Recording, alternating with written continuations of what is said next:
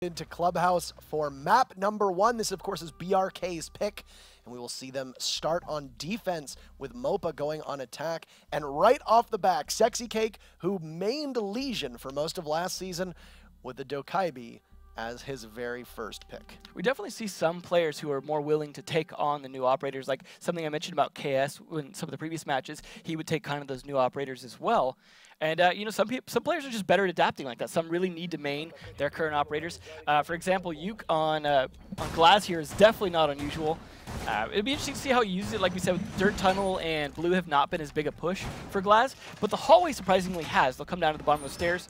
And that's something we actually used to see a lot from Blackbeard, right? Blackbeard used to be the guy when he was more invincible, hang out at either side of that doorway. But now that Glass has got the smoke thing, he kind of helped that push. We've seen Thermite rushes, for example, on that Arsenal wall.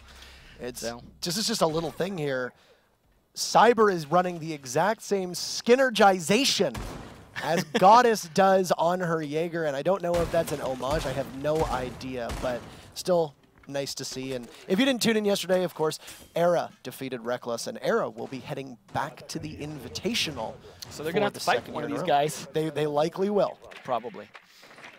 So we'll see, though. And you keep in mind, too, with the Glass play, it'll be interesting because if Yuke is going to main Glass on this, we know Cyber is a really good Glass main as well. So yes. I think we're going to see a lot of Glass versus Glass play here. But I'm really interested to see how Dokaibi ends up being used in the push in terms of timing those phone calls. Are they going to be used early to kind of bait people out, clear out roamers? Or are they going to be used for the actual push itself, like to just get people on their phone, make that rush plan?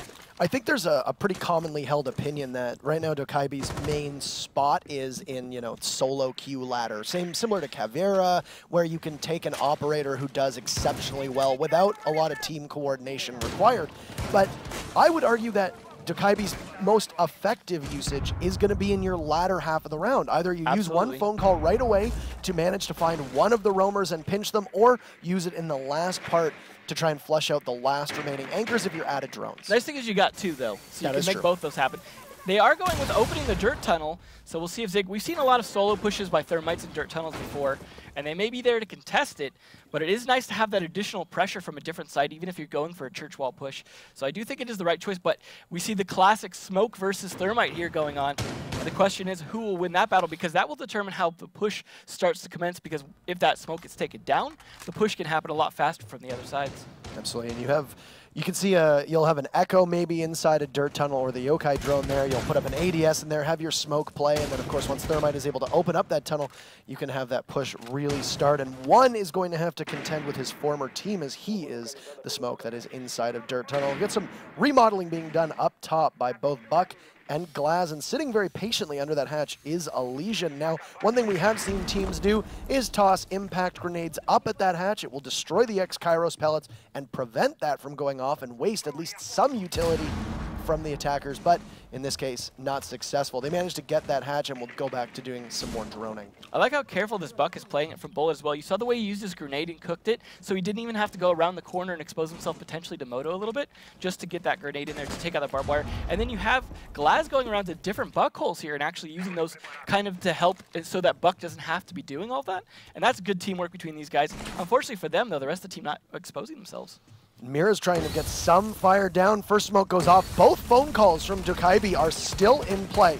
Yuke will rush in, and that Ella just a bit too nimble for him as Diogo is first frag as Nesk takes him down. That is the Hibana getting the first kill, but an answer back as the Jaeger of Cyber will eliminate Dokaibi as she's only able to get off one of her logic bombs. A flurry of actions. Navi's takes 2, PX and 1 get it on the action, and BRK takes round number 1 in a hail of gunfire right as MOPA pushes. I think that really came down to them just not exposing themselves. You saw how much effort they were putting in with the Glass, for example, with the Buck, trying to get those angles, trying to find someone to give themselves away, and they just would do it. And you saw the push the last 30 seconds. That is never a good idea. But then again, we see that a lot in Latin America. Just those heavy final pushes, just kills going left and right. But BRK, clear advantage in that battle because they weren't softened up at all. And as I said, of course, we're going to have Glass on the other side, but surprisingly not from Cyber. We're going to see it from one instead. Cyber on Thermite seems like an interesting choice. Right, it's when you think of Glazes inside of Latin America, of course Psycho is going to be one of the first people who comes to mind. But yeah, Cyber did a very effective job last season and almost, I think, played Glaz more often than any other operator. I would have to look into his stats, Yeah. but when I think of Cyber, I always think of him on that glass. Especially on Oregon. Oh, of course. But I mean, we'll see. One is a a good glass player, I would assume as well. I mean, it's not a super specialized role that no one else can do. But at the same time, maybe you're not utilizing a good flick fragger with someone like Cyber by putting him on Thermite. But then again, you don't want to underestimate Thermite's guns. We've seen people who are really good fraggers actually be way more useful with Thermite than you'd think, because once his utility's done and he's free to frag, he's actually done a huge favor for his team and can continue to do so, sometimes more than other operators, and so that is an underappreciated factor. That's why you'll see people run the hollow on him, and that also is kind of humorously referred to as Fragmite, because he is capable of getting frags, of course. And I mean, hey, look at England a couple seasons back when he was exclusively maining Thermite. He was doing quite all right on the scoreboard with it, and that's just one that comes to mind. Now, BRK has already stormed inside of Garage as we just hit the final, I guess, like the first bit of action here in round number 2. And I'd imagine with a Ying being brought, Ying is somebody on Clubhouse who I'm surprised we actually don't see more of. Now, we saw her a bit, put her up on top of that hatch in Kitchen, have her drop down the Candelas, smoke out, maybe have Glaz push in through Dirt Tunnel, and now you have pretty good opportunity to cover most of Armory. It's really going to depend on whether they've opened up that Armory wall that leads to the hallway or not to rotate in and out of Church itself. I really feel like they need to do that, because when we've seen the Ying play for to Kitchen drop, a lot of times Ying ends up blinding teammates, because otherwise Ying has to solo drop, and I think that's been a big problem for that strategy and why we've seen it fail many times, and teams don't seem to have an alternative to that for the Ying push, so hopefully we'll see something a little different. But we do also have Zig on Pulse here, so you could anticipate that he could see, hey, they're prepping for a drop in Kitchen, and that could be a problem for them. Zig, of course, one of the best Pulse players, I would say, in Latin America. I imagine we could see some good C4 action from him. Not even just Latin America, possibly any region that we've seen right now. The only person that really jumps to mind at the moment who I could say could give him a run for his money would probably actually be Canadian, who was mentioned earlier in the broadcast, is particularly formidable on Pulse himself. Now we've hit the halfway mark of round number 2. Still a lot of heavy drone work being done. They really haven't begun their push yet on the site. They're finally starting to line things up. You can see that wall is still in roughly good shape. There is a rotate in if they need to from inside of Church as Navi's creeps his way in from Moto, looking to try and see where the Valkyrie cam is as they assemble themselves ready for the final minute. This is definitely a lot more progress than we saw from the other team at this mark, though, so I think Navi's in a good position, but a first kill going off onto 1, not starting out well for them, but at least they trade it back.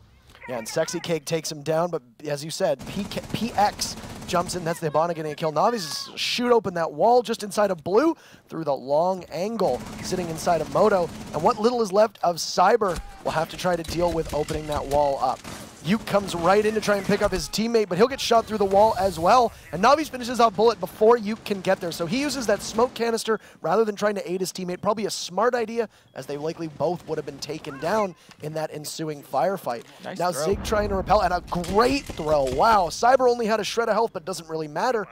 And that is a big kill for them. Thermite off the board, and they were able to bandit trick the exothermic charge, so that wall will remain safe. And now you can hear 15 seconds. 3v3, Yuke has taken some damage, but everybody else largely okay. Navi's at F2. He's having a great match so far. He'll take Zig down, Pulse off the board. The smoke manages to refrag, and that'll be the Twitch. And now with PX, it's all up to the Ying of Diogo, and they'll just simply run out of time. MOPA plays a war of attrition, and they win. It's all tied up. They had a great early progress. Getting Twitch down into Moto was a big advantage there because he was able to sit there safely, and that opened up the position for Thermite to come in. But the problem is, we were just talking about them using buck play, for example, from above to soften up that Church wall with those nice angles kind of above the wall. They didn't run a buck. They ran that Ying instead, and we didn't see that really factor in enough to be able to be the determining factor to maybe just run a buck next time instead of that, because had they softened up that wall, we wouldn't have the bandit tricking, right? And because it was a situation where they could have naded him out, got a position where Thermite could have timed that right, they could have got that wall open, and I think that would have fell down differently, and that could have gone in their favor because of such strong map control on the Moto side. I often wonder why Latin America seems to prefer Sledge and Glaz to fill Buck's role. Could be the gun play, like you said. It could be. And I know that there are even a number of teams in the regions where we see a lot of Buck, which is most primarily North America, but also somewhat EU, is that the C8 is a very odd weapon for most Sure people. And there are debates over whether it constantly needs a buff, or do you up the damage? Is the recoil unwieldy? Do you run it with an ACOG? Do you prefer it with a holo? And it's probably one of the most interesting guns in that there is really no consensus as to what to do with it. And you're right, it could just simply be they feel that he's kind of a weird operator. He's big, he's bulky, he's a 2 armor, 2 speed, and he has a gun that you might not be able to control. Let's take the L85. You have to keep in mind, it's not just the L85 being reliable, it's also you have an SMG to go inside with, and we know how lethal that is from smoke play. So I think that factors in versus having a skeleton key. And don't forget, too, that if you run an ACOG on that L85, you can engage at both close and longer distances, which is something that Buck doesn't have access to. If you run a holo on Buck because you think it makes the recoil easier, you switch to his pistol, and you don't have any longer or closer Smoke can't range. do it either. Exactly. So. But nonetheless, Sexy Kid going to try that Dokkaebi again. We'll see if that factors in. I mean, it worked out pretty well for them last time. We'll see if they make it work this time. He only got 1 phone call off before he perished, or logic bomb, as it's referred to as, if I recall correctly. And we'll see if he can use that more effectively. And an interesting take, they'll first start with Cash, and then they'll likely try to have to take Bedroom at some point. Their push will come down to Garage, some late touch-ups being done, and wow, Navi's winning a fight he probably shouldn't have, and I wonder if his operator helped him at all. Bullet takes out PX, and that's the first time that PX has been, or this is another time rather, that PX has been taken down very early. That's a good kill too, because you want C4 off the board when you're going in kind of a plant. Although a plant on pool table benefits more from that, but they do still have a smoke to stop that. Interestingly, they brought a Rook of all things though on this. They're definitely going to have him be a hard anchor. Although they could throw him upstairs, I suppose, if you want to counter that. But it's surprising to see they're not really taking Bedroom, which has been such a benefit for attacking this, but they also didn't bring the Buck for that. Right, you can take care of that Bedroom. You've got the hatch up top. Control pool table, especially if they've reinforced the wall onto strip, which means that they can't rotate in. You know, you see some teams, they'll leave that strip wall exposed, so that if you have one playing in strip and there is a push coming in through the bar and towards the pool table, you can rotate yourself. Not really the case, though. And we're about to hit final minute of round number 3, and though there was brief action about a minute ago, nothing really so far. Navi's dropped shots, he'll take out Uke, but Bullet there to ensure that his teammate is traded off, and that's a 1-for-1 to put us at a 3v3. And as you said, Sexy Cake not using either of those phone calls yet. He really should do that as he gets taken down, not going to get the opportunity to do so, and I think maybe he needs to rethink how he's using this operator because it's just not getting the effectiveness out of the utility that you'd expect.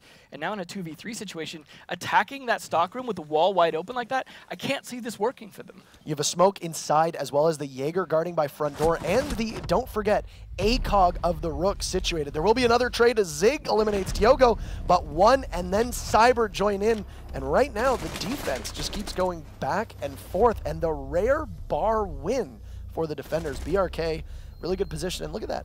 That Rook proved to be a good choice. Yeah, absolutely. The ACOG works very well because there's long lines of sight in that particular bomb site. Because you could play on one side and then counter the other side, gives you the ability to be a little more flexible. And I think it's still a good choice on that for that reason specifically. I mean, Doc as well could do the same thing, but interesting. The Sexy Cake, as we're talking about, again, the experimenter here going to be bringing that Vigil, which we have seen a little more interesting play with over the last couple days. Yeah, and it looked like he was almost going to be locking in Zofia as well before a light change, and Zig was going to pick Caveira. I'm not exactly sure what's going on, but they're going to go bar as well, but they're going to bring an Echo this time. Of course, they have to go anywhere but the basement. The bar makes the most sense because, I mean, even though Latin America is willing to take chances, maybe go rear stage if you're playing on Oregon, or maybe, you know, even go up to the CEO Not so much office. on this map. Yeah, on Bank. On this, you don't really want to take choices or take those chances. Your choice is pretty simple. You go with the bar, and an Echo here seems like it could just be a preference pick. Now, yeah, that's one you can hide behind the bar and take advantage of it. I don't think that's a bad pick. We've seen that quite a bit from North America even.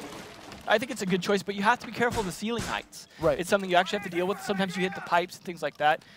People don't expect it, but you opening up the wall, like we saw how effective that was last time, Smoke playing in there with the wall open. But I think they made a smarter choice in Diogo. Having the Ying there can push that Smoke a lot more effectively than we saw last time because he can flash, clear him out, push in even through the smoke, take shots, but there is that wall open.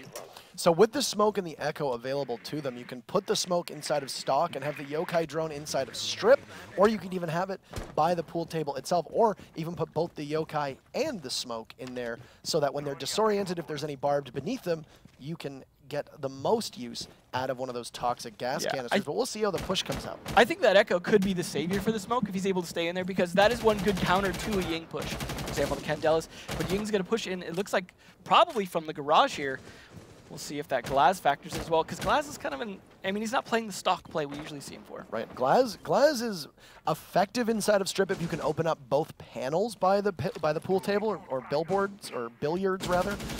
But I wonder why you don't have a Glaz maybe harass on stock and then have the rest of them focus on a Strip push, or heck, even have Glaz come in through bedroom and hold the stairs so there isn't a push that they can do successfully. Regardless, they're coming inside a Strip, and that's exactly where the Yokai is. So they'll have the Yokai in Strip, 2 disorienting blasts as very aggressive MOPA will get, and they'll be rewarded as Vigil paying off. Diogo goes down as one wall blows, and it is just, it's the Alamo right now. Yeah, it's not working out for that Ying push. They just was a lot more contesting in that club than they anticipated. And that's become a big problem because the Glaz wasn't able to get the shots off he needed.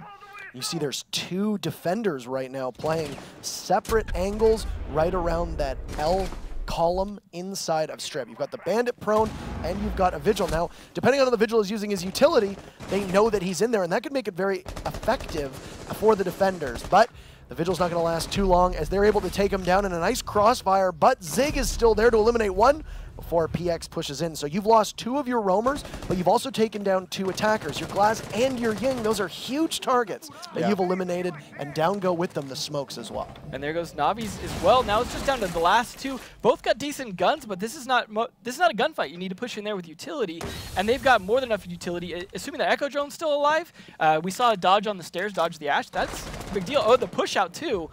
A little cocky there with the man advantage being lost now. Ill-advised by Bullet. You didn't really waste much time at all. That was a fool's errand. 40 seconds. Good timing for those smokes to go down, but depending on the way that the actual smoke is registering, you could sneak in around that corner and bid an opportunity in. However, that will expose you to that little opening in the wall just by the stairs, and some heavy flashes going down, and you completely flashed.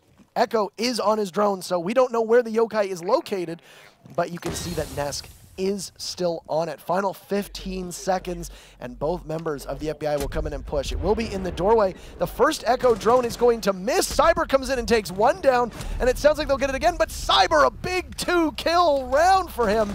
And wow, he got 3 technically as he took down Bullet. Every single member of the final 3 of MOPA were eliminated by Cyber, and the attackers take their first round. That was a really good play by Cyber. I think he pretty much saved that single-handed because they were facing up against the 2 plant deniers. They knew that the pool table push wasn't going to work because that's where Smoke had a lot of accessibility. He was going to be preparing for that because they had the wall open. And it was a situation where they knew they had to plant in that doorway, and I don't think the defenders really adapted for that properly, thinking, hey, they're probably going to go plant doorway, and they should have been a little more prepared for that. Maybe peeked at the same time. Smoke just had bad timing, though. He got caught in the back as he was running around. But the good, smart, fast plays by Cyber, and him being still alive, you see a lot of Ashes die early, being the entry fragger, him staying alive and catching someone running out on him, that probably saved it. Maybe they were hoping they could get him on the run out, and that would have probably changed things, because Thermite planting alone right there, death sentence. I don't like pointing too many fingers, but that was a very poor miscue from Bullet, essentially wasting 1 member of the defense for nothing. And that was what changed all the advantage, because the other 2 guys need to be on plant denial. Right, and with Valkyrie too, I don't know if we saw it, but could have still had a C4 available as well. And yes, your first Yokai blast missed, but you still had the smoke there with at least 1 more smoke grenade, and it also looked like when the smoke went to hurdle, it was a slow hurdle, and that could have been all it took. And Cyber was there by the time they were able to get, I believe it was Nesk off of that Echo. Off of his Yokai drone, it was and that's the thing, is like I think he was doing a fairly decent job as the Echo player, managing to keep it alive despite all those denials at club, the denial on the stairwell as well, the going up to bedroom. So he was doing a great job. Yeah, he missed 1. No big deal. The problem is he had to get off it, as you said, because he had to cover for the smoke because that 3rd person threw his life away. And that's where you really need man advantage with 2 people like that, especially with an Echo. And that's the big problem with playing Echo, is you lose someone that could be a gunner when he needs to be denying plants. I have heard from a number of people that think making Echo more viable. Not that I think that Echo really needs a tweak, but potentially having his speed to get on and off his drone be sped up, so it doesn't make him as much of a disadvantage, because everything about Echo feels slow, because he has a 3 armor, of course, but just being able to hop on Yokai, I know it takes the same amount of time as looking on cameras and all of that, but it could be a fairly small tweak. Yeah, as opposed to Smoke, for example, that is a plant denier that doesn't need to take a lot of time. He just tosses his toxic bags, and once the throwing animation's done, he can detonate them. Now, there we go. onto this round, we see a Buck emerge, and he can actually look through these holes. This is, I believe, the second time we're seeing a Buck, because I believe MOPA ran a Buck the first round as well. And they had you working the glass on the holes. That they did. They were both doing some work upstairs. Now, they have gotten the hatch inside of the bar and are now working away on the kitchen. A bit late for them to get a kitchen push. That was the real big problem last time, too, was being a little too late on it. So they're going to need to get more progress downstairs faster. Maybe they need someone pushing dirt or blue because they're just not getting a lot of progress this direction. Yeah, usually the kitchen hatch is one of the first places you'll sprint to as a Hibana. Hit the kitchen hatch and then rotate into bar and take stock last. And well, because it pushes like a Pulse out or anyone else who might be sitting in Arsenal. Or even we've seen some Pulses sit up above kitchen and have been able to shoot down, take out those X-Kairos. Smartly, Yuke is going to drop inside of Moto. It sounds like there's a C4 prepared for him. This time around, it doesn't go anywhere. We'll get disoriented from the Elamine. That's Navi's gadget at use. You see that there is at least one defender playing inside of blue. Sexy Cake goes in and once again dies without using those logic bombs. A bit of bad luck as PX is able to outduel Yuke, and then Zig goes down to Navi's, and MOPA is literally just throwing bodies at the site at that point. It didn't really seem like there was any particular strategy involved other than having that glass cover for them. But when you get disoriented in Moto, it makes it a little tough. Yeah, I think they were trying to go what I said, which was trying to get more of those frags early to soften up the site, but just missing all of them, bringing it now to a 5v2, and that's the first kill that they've made with a grenade rather than bullets. And they'll grab the diffuser inside of Moto. They see a kill hole. Jaeger is prone in blue, and Cyber will take a couple shots onto Nesk, who isn't really able to do much other than take down one. Now, Diogo is at full health. Bullet gets taken out by PX, and Nesk, with just a fraction of health, is going to have to go in. He sees the Toxic Babe down, but the smoke isn't able to capitalize. They'll just sit and wait. Goes for the Mira, but cannot frag hunt in time.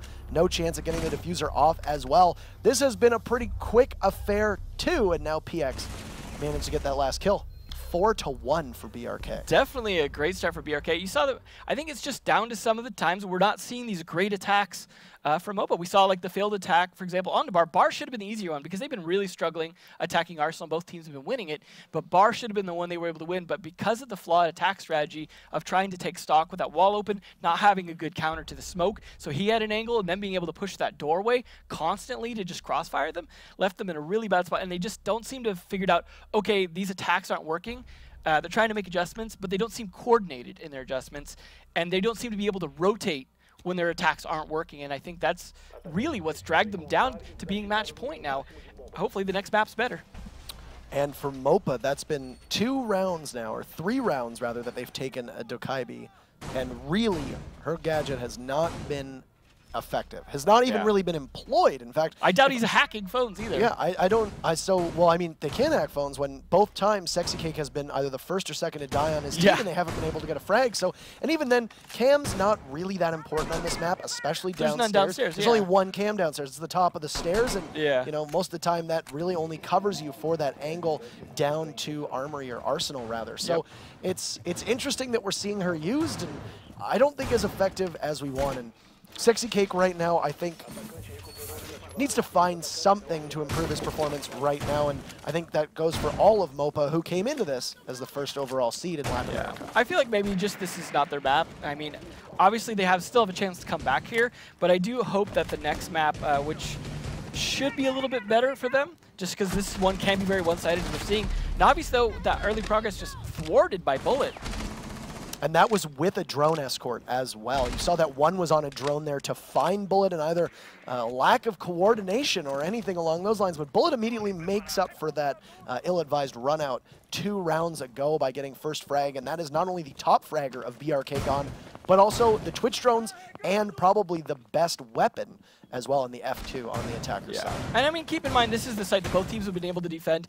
We haven't seen the MOPA team, or the BRK team crack this yet, and losing a good man right off the beginning, we'll probably see a 2-4 at least going to the next round just because of that. And time burning off here, I mean, yeah, only a minute's been burned off, but you lost an important attack operator that had map control potentially of that blue. That being lost now, they're having to kind of adjust. And they've been at least better at adjusting than MOPA have been. And I mean, Twitch is not going to have the most use against this composition. You mostly look for trying to take out those Valkyrie cams or maybe even the Elemines. No mirror windows and open. Most important, is going to be the bandit charges, as there is no mirror for them. So that is your priority, and at the moment you can see all the bandit charges still in place. So that is going to mean a different attack for BRK, who seem a little listless at the moment, especially 30 seconds has been spent rotating. And again, no buck as well. Remember, there was something we talked about before, was that didn't help them soften the side as well. So for the strategy, and so it seems like now you have Thermite potentially rotating out to Dirt Tunnel last minute because they didn't get blue control. And it's going to be a tall task for you to push in through both Kitchen inside of Arsenal, and then also through Dirt Tunnel. You see a pulse there, but they've got him on good drone, and there's actually 2 drones on him. And he'll think that he managed to get 1 and doesn't need to get marked from one's drone sitting up at the hatch. Still trying to open it up. And but they're doing a great job of killing time. And you can see that even though it is a 5v4, there really hasn't been too much of an engagement. Diogo goes for the smoke and manages to land none of those shots whatsoever on the pulse, but Yuke will get taken down, sounds like from a couple shots from the glass, and they will just hot drop it. Look at who's still there, the pulse.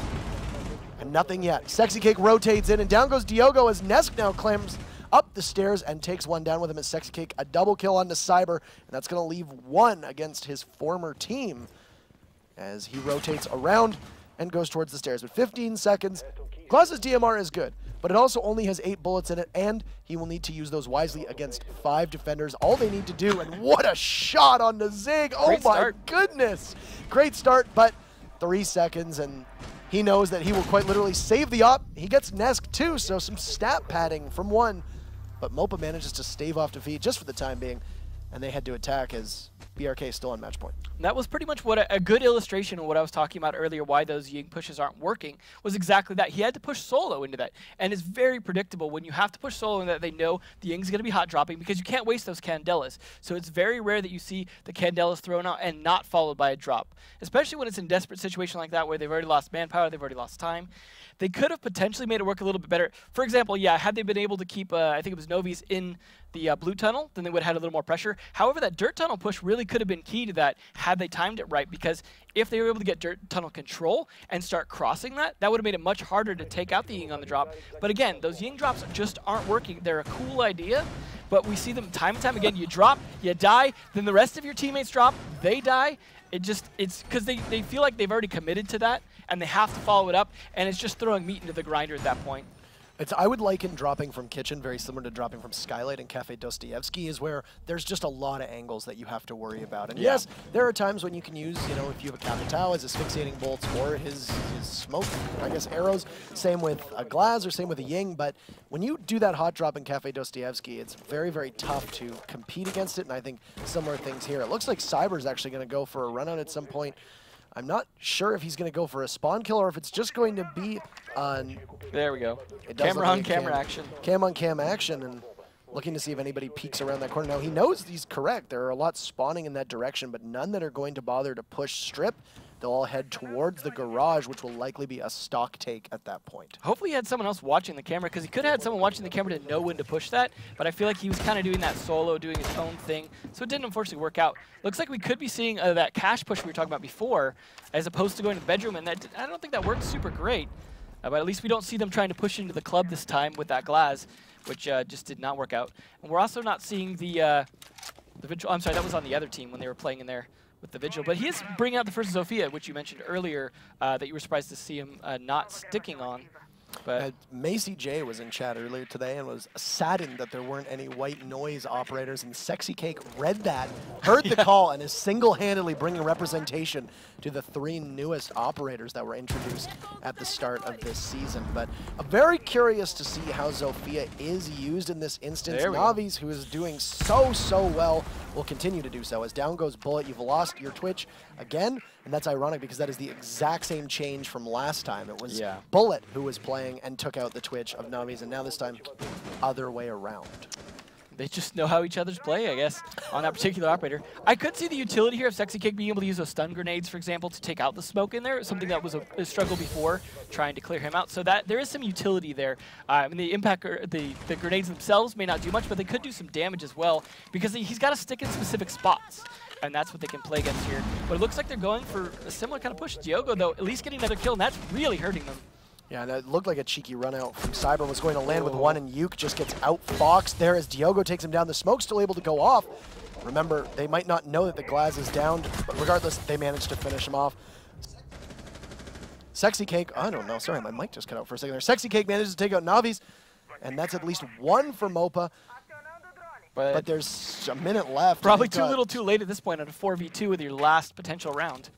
Right, and this is BRK's map, so not too upsetting. Ooh. Wow, Nesk just slow peeks that corner and takes the head off of one, and it looks like they might actually have control of stock. Nesk gets hit by the Legion Mine, and he goes for some pre-fire just in case the Mira would put, or sorry, rather the Valkyrie would push him, and nobody does. PX still situated just by that machine. Wow. And Sexy Cake, a 4K so far. It's all up to Cyber now, and single-handedly the rifle of that Zofia putting in some significant work. Now they will need to grab that diffuser. Cyber will rotate inside of stock as he slow peeks around. Sexy Cake, who needs this round more than anything, will be deprived and denied that ace as Nesk walks in and takes out Cyber.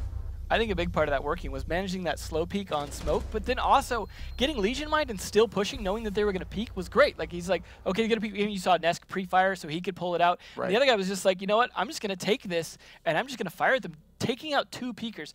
Probably the second one shouldn't have peeked, but maybe he was hoping, oh, hey, he's going to go for the reload. He's going to back off because he just got a kill, right? He's not going to push it on me.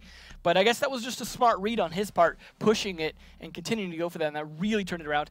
I like that Cyber was at least able to dodge Nesk's drone towards the end there. That could have been really bad, but they still knew where he was coming from when they saw him come in, and it just, there wasn't a lot he could do. I like how he's fighting against two in a doorway as well. One crouched, one standing, and just this bar of death coming from the doorway. And my apologies there. That was actually a 3K from Sexy Cake. Because it was Nesk who was able to poke around that corner and take out the smoke, not Sexy Cake. So I apologize there. That's me owning up to my mistakes. A couple things that I noticed that went really wrong for the defense that time around was you had too many in the same spot. Yes, Cyber was there in a potential position to be able to catch the attackers as they came in, but you had both the Jaeger and the Legion situated right outside of that doorway in the bar, and then one right by the actual jukebox. And because of this, they're both basically going to be peeking you from the same angle. It didn't require Sexy Cake to look much farther. Once he was able to take out the Jaeger, he just waited for the Legion to come around that corner. And I mean, maybe a smart play, you get one kill there, you think to yourself, all right, nobody else is going to be there, time to leave, and you can jump on that. But in this case, patience from Sexy Cake, he held down that angle and was rewarded with 2 kills. At least the Legion Mines were well placed. You saw 3 of them fire off in short order.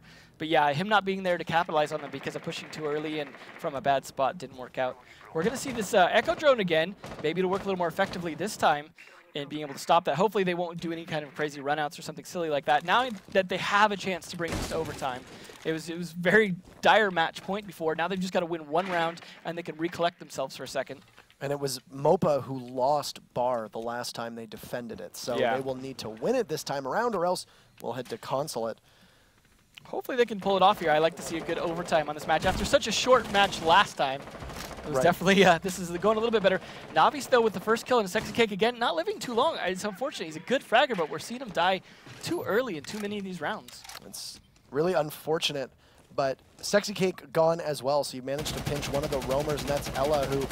Ella is formidable on a lot of sites. I don't think she is particularly necessary. There's less rotates. There are a lot less rotates. Unless you're going to play Ella upstairs and have her rotate in and out of both Cash and Master, which is something we've seen happen before, or Cash rather and Office. But in this case, we won't get to see how Sexy Cake is able to use the Ella, but was upstairs just outside of Master. It was a good place for him to be playing, but losing that fight, now that they have control of it, they can actually use it properly. Yeah, they don't have a buck, but they could still, for example, use the remote breach to open up the floors. Things like that. They could even, for example, use the Candelas down through the floors to hit that smoke and that Echo who are going to be over by the jukebox. Right. So it's a good position for them to be in if they can capitalize on it, and that's going to start that. Wow, and that was a beautiful shot from one. Misses the first one and doesn't take a single bit of damage from the Bandit of Zeg. Trouble in the water for MOPA here as they stare down the barrel of match point. And still, they do have Bullet, Yuke, and Nesk available, who last time around on the site were able to do good work, but Cyber was their kryptonite, and he will start again, this time eliminating the smoke much earlier, 40 seconds, and Bullet on stairs is still working, and anybody who's above him just waiting for that Ash to come down. One's going to slow peek around the corner and cannot connect, just bad gun luck at the moment. as Nesk looks to try to do as much damage as he can, but he is against a rising tide, and Cyber once again will get the final 3 kills for his team, and BRK takes it 5-3.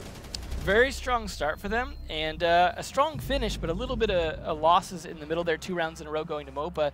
Slowly saving it, but not quite enough. Unfortunate for them, as they are definitely now in a bit of a tougher spot, having to fight for their life on the next map. Right, and I'd imagine that BRK is looking quite vividly at their new roster. Look at Cyber and Navi's, 10 and 10, both former members of Merciless, and that is quite a showing for them. That's probably a good description of their play that time. And, no mercy.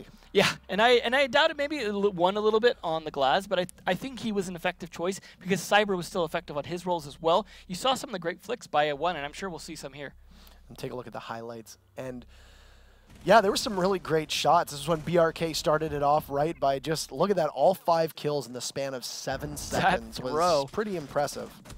Yeah, just some great rounds from all the players here. I mean, yeah, they didn't win, but I feel like both teams had really strong moments. Diogo there with some great plays on that Jaeger, especially just good angle play.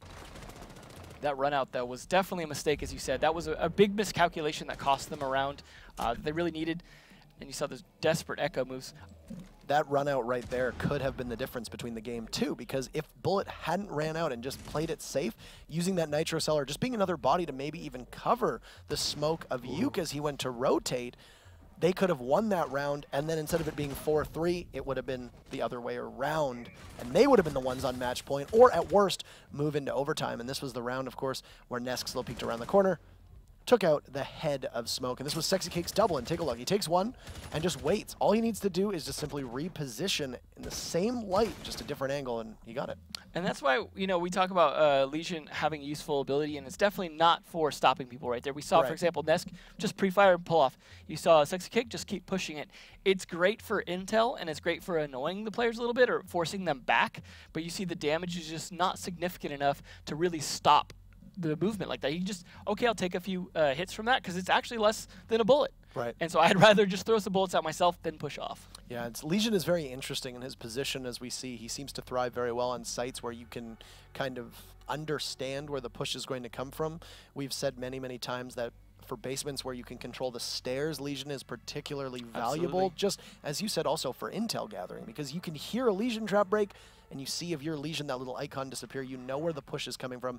Not only is it now telegraphed from your opponents, but also you as a defense can now adjust based upon that knowledge and information. And yeah, the goo mines might not do that much damage, but still, I don't know. Latin America keeps trying to make Legion work more than any other region. I don't know if at any point they're going to give up, but at first blush, I guess my assumption would be that it's not really working as well as other operators could. And I think in the basement it does have a lot of utility. For example, seeing where they're pushing from, you can throw one in dirt, you can throw one blue right at the bottom of the ladder, for example, and you can throw one in the stairs. And one thing I think we haven't really seen much is trying to use that in combination with, say, a C4, for example. There's the old classic, put a C4 underneath the bottom of the stairs, and then just trigger it when you know they're there. That usually requires a Valkyrie to be able to see that. But if you have a Legion and you place it on the same spot, there's a good chance you go, hey, the trigger, boom, kill. You know, things like that are little tricks you could use with it, but like we said, it's just not a lethal trap. Now, so we move to Consulate, a map that Latin America plays quite a lot. That will obviously benefit very experienced teams. Both of these teams have rosters that have been around for a while, and even though MOPA has been represented better in LANs than BRK has as players, but not necessarily as an organization, I'm curious to know how this looks, because if these teams are going to be running similar strategies, it is a lot different than Clubhouse. Clubhouse, we actually saw that, by and large, BRK was quite good on defense, but also proficient on attack, whereas MOPA was good on attack, but not as great on defending. Absolutely, and I imagine that'll probably not carry over to Consulate because it's such a different map. Like we talked about, the defensive sites are so different, and we may or may not see the unorthodox one, as you put it, downstairs in the lobby, because it's a good one. I'm not allowed to say that anymore. Yeah. I'm not allowed to say it anymore. It's an unorthodox thing to say, yeah. I would like to see it because I think it's one that's interesting to watch because, like some of the other maps, top-down control is very important on that. And you see, for example, the fights over Projector Room are always interesting on that because you always got like the smoke behind the table, trying to deny like a Blackbeard or something like that, trying to push in the window. those are interesting fights to watch because once they get the top control, then you see a little bit of a scramble around the piano room and the bathroom, and those weird bathroom defenses with the mirror windows. Right. I mean, we may or may not see those, but I imagine we'll see both the car garage downstairs as well as the top floor console meeting office. And we'll take a look now as Consulate is ready. BRK currently leads the series 1-0 over MOPA, and of course it is a best of 3. So if BRK prevails here, even though it is MOPA's map, if BRK prevails, then that'll be it. And they will go to the finals for Latin America, and they will face off against Lanchonera. Seeing the first pick of Zofia from the other team this time. Since Sexy Cake did it for BRK, we're seeing it now for MOPA. Oh, no, I'm sorry, same team. What I'm saying, he's got the Dokkaebi again. We have both of them. We have both of the White Noise attacking operators. And one thing, when it was so, the only other map that we've casted together, or matchup we casted, was, if I remember correctly, it was Encore versus, I think it was Nox. And we were specifically focusing on Sexy Cake against his previous team. And if you recall, Sexy Cake, they were playing on Chalet, was running Legion every round, and when they started to lag behind, he swapped off and started playing Bandit the moment it stopped working. And I mean, now we'll start the round anew, and he's gone back to Dokkaebi, which I think we can say almost objectively was not very successful last game. I could see more utility on here because there's going to be more roamers to potentially kill. You got the chance to hack the phones, and the cameras are a lot more useful on this map if you do hack those. That's not a big use, I would say, but it does provide some extra things you can do besides those phone calls. However, the phone calls may be a lot less effective in this because you're not going to get that tight positioning where you're nearby to hear them because they're all turtled up. Right. So you might catch a roamer or two, and that might be useful. But it's going to be hard to say if it's going to be effective. He probably will play it at least twice, though. I'd imagine as much. And the SMG-12 is quite a nice weapon. Of course, it's true. A lot of people would say that it is superior to the SMG-11. For me, just in terms of gun feel, I much prefer the SMG-11 myself. But it really depends in the hands of, you know, the player themselves. And of course, this is going to be the region that is going to determine that. It's just a shame, I think, for a lot of people that don't like the feel of DMRs, that's Dokkaebi's really only option. Yeah, and that's unfortunate that it's an only option. I think that's part of the reason we don't see that operator played nearly as much yet. I do agree with that. If she had a normal like assault rifle or like even Buck just is, right? Where Buck has both. Right. You could do that. Twitch has that as well. Twitch also has a shotgun too. So, though, you know, you're not running the Twitch shotgun unless you're Anthony Pitt. So. Always interesting on this map too because it's such spawn peak heaven. How long it takes the particular attackers to get like even to the rappel spots. You saw how much they were watching windows. Even just breaking windows on this when you're controlling top floor can really delay them a long time. And they're taking heavy control of piano here. Very interestingly, Cyber has actually changed out his reflex for a red dot. I'm not certain why he did that, but he was running a reflex on Clubhouse and now opting for a red dot. Not likely an accidental choice. No, that was very deliberate. He also changed the the emblem that he had, and right off the bat, Yu gets the first kill as the Ella of Navis tries to do Ella things, and it gets paid for. Now they'll manage to claim the life of a mirror window as well, just inside a projector, and a bit of disorientation blasts will come out as that lifeline shoots 2 of those similar Gershmont mines. And unbelievable, Cyber just crouch walking his way up the stairs as Nesk is able to get a kill, and that is going to be 2 now for MOPA. This seems like a pretty strong attack here, that yellow stairs push coordination. The Claymore was great too because you knew you were going to bait out someone to go for the rappel kill, and that's why Claymores really actually are a great thing on this map to have. And really well timed. There it is. Yeah, you would expect that this will at least help them and aid them in their push, and of course some firing through the floor.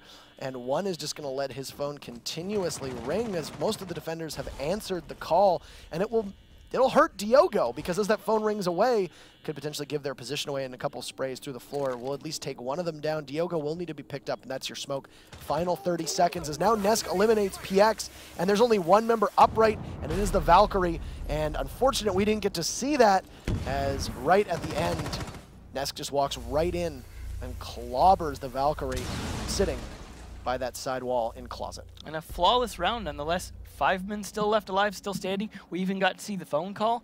That's the kind of rounds they probably should have been having on last map.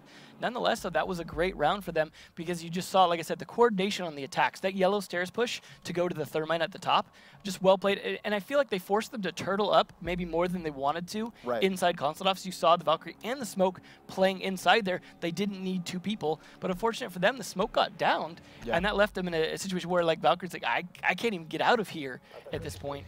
No, and therein lies the power of those phone calls. And I don't think it's coincidence whatsoever. Yeah. It did not look like there was a drone upstairs. Obviously, there could have been that we just couldn't see, but it did not look like there was a drone up top in the console office. And because of that, when the phone started to ring, they were positioned underneath in piano and just started firing through the floors using the intel that came with those phone calls ringing away. And Diogo, who had actually stopped his phone call, ended up paying for it because one didn't stop his. And yeah, then it was just the Valkyrie was going to need to. I don't actually know why the Valkyrie didn't rotate in to pick up one or pick up Diogo. That might have made a difference because I think it could have made a big yet. difference. Absolutely. They didn't have time, and that wall had not been opened up just yet. So, but one ends up. One just being idle ends up costing his team, and it looks like we're going for a spawn peek. The from Vigil Sexy spawn Cake. peek, never a brilliant idea. You're not invisible to the spawners. But they do see it. Ooh. It looked like it's Navi's who's actually engaging him. It looked like it was the Twitch who'll get a couple shots and break the glass as Sexy Cake will peel off. He's got a lot of open windows here, and those Valkyrie cams will do him some favors. As you could hear, one of them got shot out, and that was the one right by the front door. We've got our first dock as well from Nesk. Interesting choice maybe for the ACOG, as we were talking about earlier, to have some more long line of sights, because there are a lot more on this map being so spread out, so horizontal as well as vertical. But it's a situation of, like, he needs to stay a little close to teammates if he wants to get utility as well and not just pick Rook. Because if you're not going to be near your teammates, you pick the Rook, you throw down the armor, they can all get armored up, and then you don't have to be near anyone anymore. You can go on a roam. But in this situation, Nesk is going to be potentially vital if they start making some progress. Rook has a number of benefits, and the other thing, too, is that just because of his character model, the way he moves, his design, he's very difficult to headshot. Yeah. And because of that, with Doc, who has a little bit less of that padding, he doesn't quite have the same bulletproof collar around his neck, and his headgear is bright white for the most part. Makes it a lot easier for them to be able to track them down. And in a game where one headshot is an instant kill, that can be invaluable. And if Doc gets headshotted, well, you lose all those stim packs, but the armor will persist even if Rook manages to get taken down. On the upside, though, if you do get downed, you have a chance to be able to potentially pick yourself back up if they can't finish it. Right. But nonetheless, the attackers are starting to get in and actually get map control here, so this is a good start for BRK to try and bring this back after that first round loss, which was just, again, the first round. And they're attacking a different bomb site, the one downstairs. Cyber already on the first kill. It's a Valkyrie, and a headshot there as Yuke will trade it back, and now Nesk joins in and PX goes down. They managed to get both panels before the thermite perishes. Now, both of your hard breachers are gone, but I think you could argue that their jobs are still done as Sexy Cake eliminates Diogo with a headshot himself, and that'll leave Navi's and one left. And already we are seeing a different MOPA team than we saw on Clubhouse, and I mean, it stands to reason this is MOPA's map. Yeah, like I said, I feel like it was a big map thing for them on Clubhouse. And unfortunate, but you know, if they somehow come out ahead, they're going to need to work on that for Invitationals. But the Claymores are working overtime on this map so far. Those greedy runouts being punished, and Navi's punishing Yuke. And now he's taking control of that Mira as well. The Buck is a little bit farther off-site just by the cafeteria in A. Now, also keep in mind that neither of them hold the diffuser as it is outside, so they will need to go frag hunting over the next 30 seconds. Team deathmatch, unless one of them can get there in time. But it doesn't look like either of them are in any particular hurry. It, of course, could be a march to your death. Navi's will assess the hatch above, and one cooks a final grenade. Spotted on camera as the Doc and Ella are positioned to try and take a kill, but look at that. Navi sprints around the corner, but Nesk is prepared for it as Bullet manages to jump in as well and takes out one pretty routinely, as that's exactly what Ella does. And look at that. A good combo of two operators left. You had the 3-speed fast attacker, or I mean defender, and then you had the tank defender as well playing the other side. It was just a 1-2 combo that was going to be really hard. They needed to probably take out the fast one first, and then two on the tank Doc. And that might have worked, but it was a situation where they both had good positioning, and you saw them wasting time on things like the Valkyrie cameras. That cost them. They didn't have spare time. They, you know, you already spotted. What was the point of shooting it at that point, really? Right. Because otherwise, you know what, if someone was watching you on the approach, that means someone's not able to shoot you. So you actually, you know, you're not at a huge disadvantage there. So that was, you know, hindsight's 20/20. They also had 3 dead that could have been watching those cameras. Absolutely, that's true. But the intel that they were able to gather off of that one Valkyrie cam, you saw that it was the Doc actually pivoted. I believe it was Yuke was playing the Doc. He pivoted and went prone at the side of White Van and looked towards the direction that Navi's was coming from, and that was the Valkyrie cam that was able to give them that intel. So proving to be quite valuable in the stretch, and it's currently the Nesk and Yuke show as they hold 8 of the 10 kills Reminds for me of some previous MOPA. seasons. It sure does, and those are both fantastic players. You think Nesk and Yuke and the way that they play together are very similar to Astro and Gohan as well on Font. Yeah, another dynamic duo that's always nice to see. It's good to see when they find their stride like that and find good combos between players that work well together. Hopefully BRK can find that on here. Interesting to see them playing the Pulse this time to be able to potentially play from downstairs and deny a plant. That's an older strategy that we used to see a lot when vertical play first started kind of being introduced to this map. And it works great though because there's very few spots you could safely plant, and we've seen some great final rounds in the past where that comes down to that. Yeah. They bring another Zofia, but this time on Nesk and Sexy Cake playing the buck. So I like that we are seeing some changes on the fly with what operators they have. And of course, this is a very flexible roster. When they dropped one and picked up Sexy Cake, they didn't necessarily replace the same roles. One we've been seeing now has been playing a lot of roamers, but previously he was employed as an anchor and support player for most of the last season of Latin America. He has taken a more aggressive role on BRK so far, and Sexy Cake has not really been playing an anchor that much. I guess one's going to change it up when he changes up 4 of his teammates as well. That's probably factors in. Absolutely. When you do bring a new roster, and of course there are roster swaps. I mean, hey, we even saw teams, we saw Elevate swapping rosters a little bit. We saw as well EG was kind of swapping rosters around a little bit last season too, or at least swapping roles, and Most Wanted, as they were known as too, in North America specifically. So not too much of a surprise to see teams make that adaptation on the fly. But with that said, MOPA up 2-0. We hit the halfway mark of round number 3, and they're just starting to encroach on the site right now. They've managed to take complete eastern control of Consulate, and will start their assault on Projector. It's a good admin push here, and I'm surprised to see them get so many people in there without being contested. And sometimes that works, but it almost ends up being more of a retake strategy because you have to kind of pull them in a little bit and then flank them from the sides.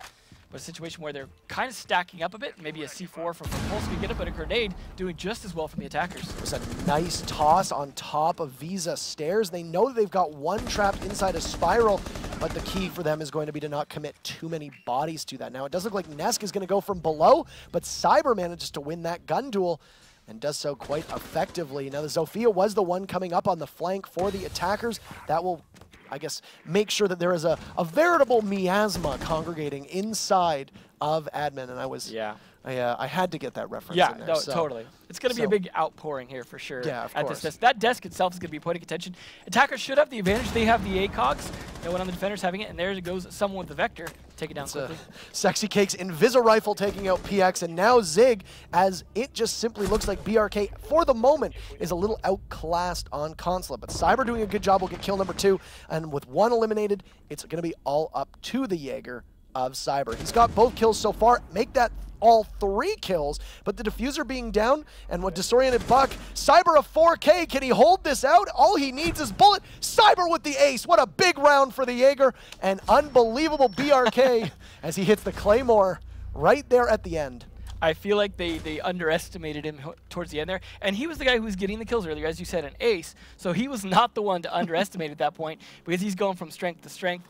And they just were all individually approaching him. I mean, he had good timing with the Buck, let's be honest. That could have gone either way because he was looking the wrong direction at first. But it was just, you saw him, you talked about him using the red dot and stuff like that, and just some nice shots. The yellow stairs shot especially as well was just great timing. He happened to look right just before he peeked up, and just good reflexes on his part because that could have easily gone either way. It was a 3v1. Yeah. That we were thinking, okay, well, BRK has probably lost this one. Regroup, you'll get him next round. Yeah. Absolutely not the case, making us eat our words, or rather me in this case, eat our words. Now, I would call this site unconventional, but I don't any longer. They'll go to the main floor for MOPA, and teams need to be prepared to attack this site, as is any other site on Consulate. Yeah. Used a lot more in previous seasons. We haven't seen a lot of it recently, especially as Latin America teams don't always like to take this site, but MOPA's going to give it a whirl. I feel like maybe they don't do as much of the vertical play, and so it doesn't work as well for them because we see them a lot more horizontal gunfights than I think NA's turn to, for example. Right. So it's a situation where, yeah, they're at a disadvantage than playing this because they're not playing it the same way. But it'll be interesting to see. see, for example, if this Vigil comes into play, for example, as I've talked about last night, the fact that he affects multiple floors can trick you out. So I can see him playing the basement, but instead he wants to play upstairs. Either way, though, you're not going to necessarily know where he's exactly positioned because all 3 floors are viable to play on. But we are seeing our first Capital, and so I'm not sure if that was the right pick or not because they don't, maybe not have known which bomb spot it was going to be. That might have been a strat for a different site. This composition to me makes it seem like they expected them to go upstairs, but because they did win the basement, MOPA had to go to one of the other 2 sites. This is one that is situated very well for the 2nd floor, but the main floor and the 2nd floor do typically play out very similarly. The crux is going to be to take control up top, and once you can establish that control primarily inside a projector, then you can start to work on pinching all of the defenders on the main floor, and I think that's what their focus is going to be, as they have 2 situated right now on the windows by console office. I think this is the big difference, though, in the attack, is that this room is easier to take if it's not the bomb site up here, because that room being the bomb site is a lot more heavily defended. In this case, they probably could already go in and may even know that because they're doing some droning. The Valkyrie cam just staring right at PX, and he misses it. Navi's comes in and gets shot at through the hole inside, and he saw the hole in the wall of Closet, but decided to still go there anyway, and Nesk will immediately go onto that Valk camera that is outside that no member of BRK managed to spot, and this does, whether they're winning or they're losing, this does not look like the same confidence in BRK that we saw in Clubhouse, or on Clubhouse, rather. Like I said, they could have even gone into console, the room already, and they finally did, but they didn't even like scout it properly to see that hole. And that's not a new idea, placing the hole on the bottom there and using the yellow stairs, but they did push from the yellow stairs at the same time. But then again, this is the first time they're attacking this bomb site. If they have to do again in the future, they may be a little more well adapted. Some Candelas will go off. The Bandit playing up top in Projector will manage to scoot away from the shots from Cyber's R4C. Now, usually you would likely have a Smoke playing up there, or at least somebody with a Nitro Cell that you can drop through. I don't know if the Bandit is equipped with a Nitro Cell. It seems like we are seeing more C4 on Bandit as of late, especially after the changes itself to the Razor Wire. And look at that, Diogo's going to Candela and just run right in. He has total sight control, eliminates Sexy Cake before Nesk is there to catch his teammate, and in a 1-for-1 we'll trade him off as Nesk gets a 3rd kill. It's a big round from him, as that's 3 every single kill for the Valkyrie. Ella peeks around the corner, 1 cannot connect. Diffuser manages to go down, and Zig and Yuke jump in and make sure that it's not Nesk having all the fun, but they eliminate every single member of the attack, and they'll get that diffuser relatively easily. MOPA goes up 3-1. I think it's very clear that they were not as well prepared to attack that bomb site. Maybe just the operator choices, but also it just seemed like they couldn't find their entry point. You saw them fighting over the front door right there. You saw them trying to fight over console. Nesk was doing just a great job denying everywhere. You know, you see him killing the people from the yellow stairs and then just going, okay, now I'll go defend the other site. And that flexibility from Nesk there really cost BRK. And now they're going to be on the same position we saw from MOPA last map, where they're down in the 3-1 situation. If we see it 4-1, then it's like, well, we see the same kind of comeback. But either way, if they continue to strengthen, we will see map number 3. They'll go downstairs in Garage, and Dokkaebi can be used, or Dokkaebi rather, can be used in a very interesting way here. Now, you assume that you're going to have one playing off of pipes, maybe one playing off of yellow. Maybe that yellow might also rotate to white van. You're likely going to have somebody inside of that little office that PX is currently in. He'll probably stay there. So you know that there's likely going to be people in those spots. So in this case, Dokkaebi, or Dokkaebi, whose name is probably the trickiest to pronounce, you're likely going to use her to probably try and pinch the roamer. So I would expect that you see those phone calls used early in conjunction with the roam clear of MOPA. I could be wrong, but once you manage to find out where those roamers are, your assault on the actual sites becomes a lot easier, because on the basement of Consulate, there's only so many places that you can get sufficient cover. And that also goes in conjunction with opening that garage door, something that the Thermite needs to do. They have a Thatcher, which is always a great thing to have when you want conjunction with that, as well as Hibana, and they've got a lot of utility for opening that door, provided they successfully do it. And then you talk about the phone calls. If they can combine those two things and take out the roamers, I think, yeah, they have a great possibility to attack this and take it to match point. This is a really good set of operators as well for the basement. Yes, I'll echo what you said. You've got the Hibana, who can do the breachability up top. Thatcher and Thermite are obviously going to be the loving duo on that garage wall. And then you've got Sophia, who can rain from above, too. Don't underestimate the fact that she's able to use those mines from her launcher and shoot them down through holes opened up in the floor by her rifle. I would say even in conjunction with that, oh, this is a nice kill from Cyber, taking on the Hibana already. But I would say the Zofia being able to launch over top of the white van as well, because you see a lot of people playing behind it, Also I true. think is a big factor because you can stun them, push, and go for the plant. Now, he did take down the Hibana of Yuke, which is some raw fragging potential that's gone, as well as the inability to open up hatches upstairs. You do not absolutely need those hatches, because you can potentially blow them open or at least shoot open some of the floors with rifles if you have any breaching charges or anything along those lines. But Zofia is going to use her gadgets to take out the barbed wire on yellow stairs, and now Sexy Cake up top is going to work his way down to join the rest of his team. So he has successfully basically face-checked the entire second floor to make sure there's nobody up there, and the only one who was up there at one point was Cyber, who got eliminated after taking out Yuke. Yeah, good roam clear. Now I imagine Navi's being able to take advantage of that 3-speed on site could get pinched out if they're able to push from a different side, but it doesn't seem like they want to push from the cafeteria side just yet, which could cost them here. However, at least they've got some good angle set up and the garage door open. They see another rotate just behind White as they look to see if there's anybody by pillar, but nope, not at the moment. It does actually look like Navi's is on site, so you have the Ella sticking pretty closely nearby. A phone is available to be picked up by Sexy Cake if need be, but in this case, he's simply waiting. No, it actually looks like the Ella is upstairs in Visa, so it was the Valkyrie that was sitting down on site and poised to strike inside of Visa. The Mira is going to try to repel that push. This has taken them far, far too long to try and open up this garage all the way, and they're stalled quite badly. But look at that. Navi's was coming in on the flank, and Sexy Cake was there, and the second logic bomb is now going to go out. So they'll instead use it to try and figure out the locations of the anchors and site players. As they push inside, Zig and Nesk able to eliminate Diogo and one, and it's PX against the world. He is able to take down Nesk and primes a C4, but nothing with it as it looks like it clips the ceiling. Diffuser goes off in front of that white van, and his job has just become a lot more difficult. There isn't much left of Zig.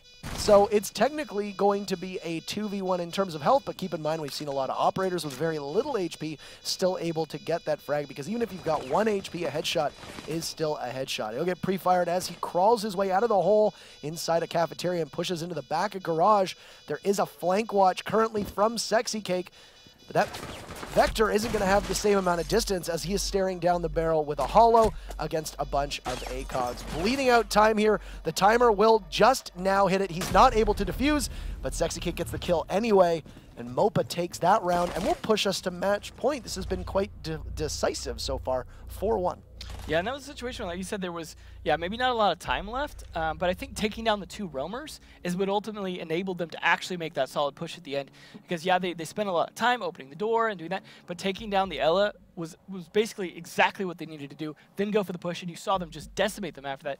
PX was in such a bad spot, too, because you have to realize once that diffuser's down, like you saw, with 3 people left alive, doesn't matter how much health you have. If you're just covering each other, it's nigh impossible to get that because of the open garage, because, like you said, the ACOGs, the long angles, you're going to have to like hit potentially 3 quick flick vector shots in a row just to be able to get to that diffuser unless you can somehow long arm it. It's just a bad spot to be in, and I feel for PX in that situation. Didn't want to give it up, even though you saw his the frame of his sight potentially covering up someone pushing on him on the white van.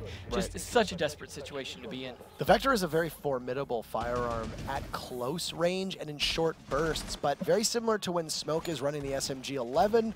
It's you run out of ammo very quickly and you can't reload in time to stop a second push. And in a situation like that, look at Nesk with 10 frags. No, look at Cyber. The only reason right now why BRK did not get 5-0'd, of course, the Hibana top fragging for them, and actually competing with Nesk for most overall frags at the moment. But you're situated in such a way, if I can go back to what happened last round, with where Thatcher and Thermite are, that it's almost assuredly going to be a trade. So you might be able to get 1 with the Vector. It doesn't even matter if you run out of ammo. It's simply at that point a game of fire rate versus recoil control against 2 ACOGs that are positioned to try and take advantage of, you know, the fact that they know where you're going to be coming from. Yeah, absolutely. We'll see if they can successfully attack this garage to try and stay in this. But so far, it just hasn't been looking like that, and it's really going to come down to the rest of the team stepping up to Cyber's level here. Otherwise, there's going to be, I mean, a lot of those Cyber points, to be fair, were from one round where he aced. But this is just, that was the only round they won, right? So when you said that he was the only reason they didn't get 5-0, that was very literally true. And Navi's already getting in a gunfight here. Just trying to take admin is not a good start for the attack, because they should be able to take this top floor with a lot more ease than that. Didn't lose a ton of health, but still, they know he's in there now. We've seen Navi's do this on Clubhouse as well as one previous round on Consulate, where he storms in and basically just tries to, he doesn't even drone in. He just rushes right in, and I think hopes for the best with that 3-speed and ACOG on Ash, which, you know, is not a terrible idea. However, you find yourself in a situation where if it falls apart, then it falls apart. And we apologize here. Don't know what exactly is going on with the audio. It sounds like a broken drone, as it has completely taken over. We're hearing it and you're hearing it, but we'll fight through it on what could be our final round. Navi's manages to miss the head of Bullet as he looks long down west corridor into console office. Cyber takes out Bullet, traded off as Sexy Cake eliminates Cyber, so that is very much an even trade to put us back at 4-4, and now Sexy Cake is going to come in and get healed up. So we'll get the sound back in at the end of the round, but for the time being, we're going to have to just go through with our lovely voices. So hopefully you haven't muted us, or I mean, I guess technically if you have muted us, you'd just be hearing the same thing that you're hearing right now. So it was nice that they had Nesk on that dock again. We saw some good play from that last time, and now being able to heal the people that came back to site made the roam that much more effective. Yeah, they lost Bullet on the roam, but they've been so strong on the rest of their players, and then taking out Cyber early was absolutely worth the trade in losing Bullet there, because Bullet is not nearly as critical as Cyber's been for that team. Yeah, they're getting the garage door open. They only got a minute left, and they haven't been able to push a lot of map control on the rest of the map, so they're going to be fighting this from outside. This is where Navis needs to get around, potentially to the back of cafeteria down the spiral stairs, put some pressure on them. If he doesn't, it's going to be 3 people just trying to fire into one hole. Right, and they didn't even open up 2 panels, which is problematic for them. Sexy Cake is going to clean up on Navi's, and they had engaged earlier on upstairs on the 2nd floor, and Navi's was able to escape. So was Sexy Cake, and Ness getting overhealed. It looks like they will finally get the 2nd panel, as we only have 20 seconds left in round number 6. So they have done a good job of opening that garage up. Somehow, Zig remarkably survives those shots from One's DMR. That Glass is not able to claim another victim, though he will get Uke before Diogo gets eliminated by Nesk. And look at that, a beautiful double play from Zig, simply getting one by means of firearm and the other with a bit of an explosive ending to this. And MOPA looking very, very good. 5-1 for them on their map choice. Interesting to see like them looking maybe so weak on Clubhouse. I mean, they had a 2-round comeback, but that was it. And we're thinking, okay, maybe MOPA doesn't have this, but maps matter so much in this, because you see that turn around into a 5-1 where they come on even stronger than BRK did. Now, we mentioned earlier a lot of the change-ups between the players. These players know each other in the sense that one has some inside knowledge onto how the other players play. He might not know their current strats. That's the thing, is like teams are going to change up the strats, they're going to change up what they do, but nonetheless, he knows them. Right. And we'll see exactly what happened in our matchup here. Now, another thing to keep in mind was it was a bad start for MOPA, too. They went down 4-1 on Clubhouse and played better from that round on. And then, of course, you saw on Consulate, it could just be that maybe they were cold and coming into this, they needed to warm up, and here they are. Well, hopefully this means that we're going to see an overtime in Oregon from both these teams getting their stride. Maybe we could carry the momentum to the next map, but we saw momentum didn't matter on this map. No, not at all. Cyber Ace was beautiful, to say the least, but that was not enough, unfortunately. So in a situation where one man cannot carry the entire team, and Oregon is going to be up next for us. Now, they are restarting just because of those that's a weird sound glitch that happens with drones from time to time, so it will just be a moment until we can get everybody back in that lobby. Let's talk about Oregon. The basement of Oregon can play out somewhat similarly to Clubhouse. You can comfortably fit 4 defenders on site and have one potentially roam inside a meeting or even inside of kitchen. Or we've seen teams go for a roam and then bring all 5 back on site, which might not be the wisest idea, but it's something that they've been able to do. So with teams like this, I have no doubt that it's going to be a much closer match than we've seen out of the other two. And yes, overtime is probably likely, I would say. Yeah, I think so. I mean, if both teams, for example, have really good laundry attacks and then force them to defend on other spots, it could go a little more tit for tat. But it's a case of who has probably a stronger attack on that site, because we know that becomes chaos for Latin America. They end up planting all over the place just because trying to push into that laundry room is such a big deal.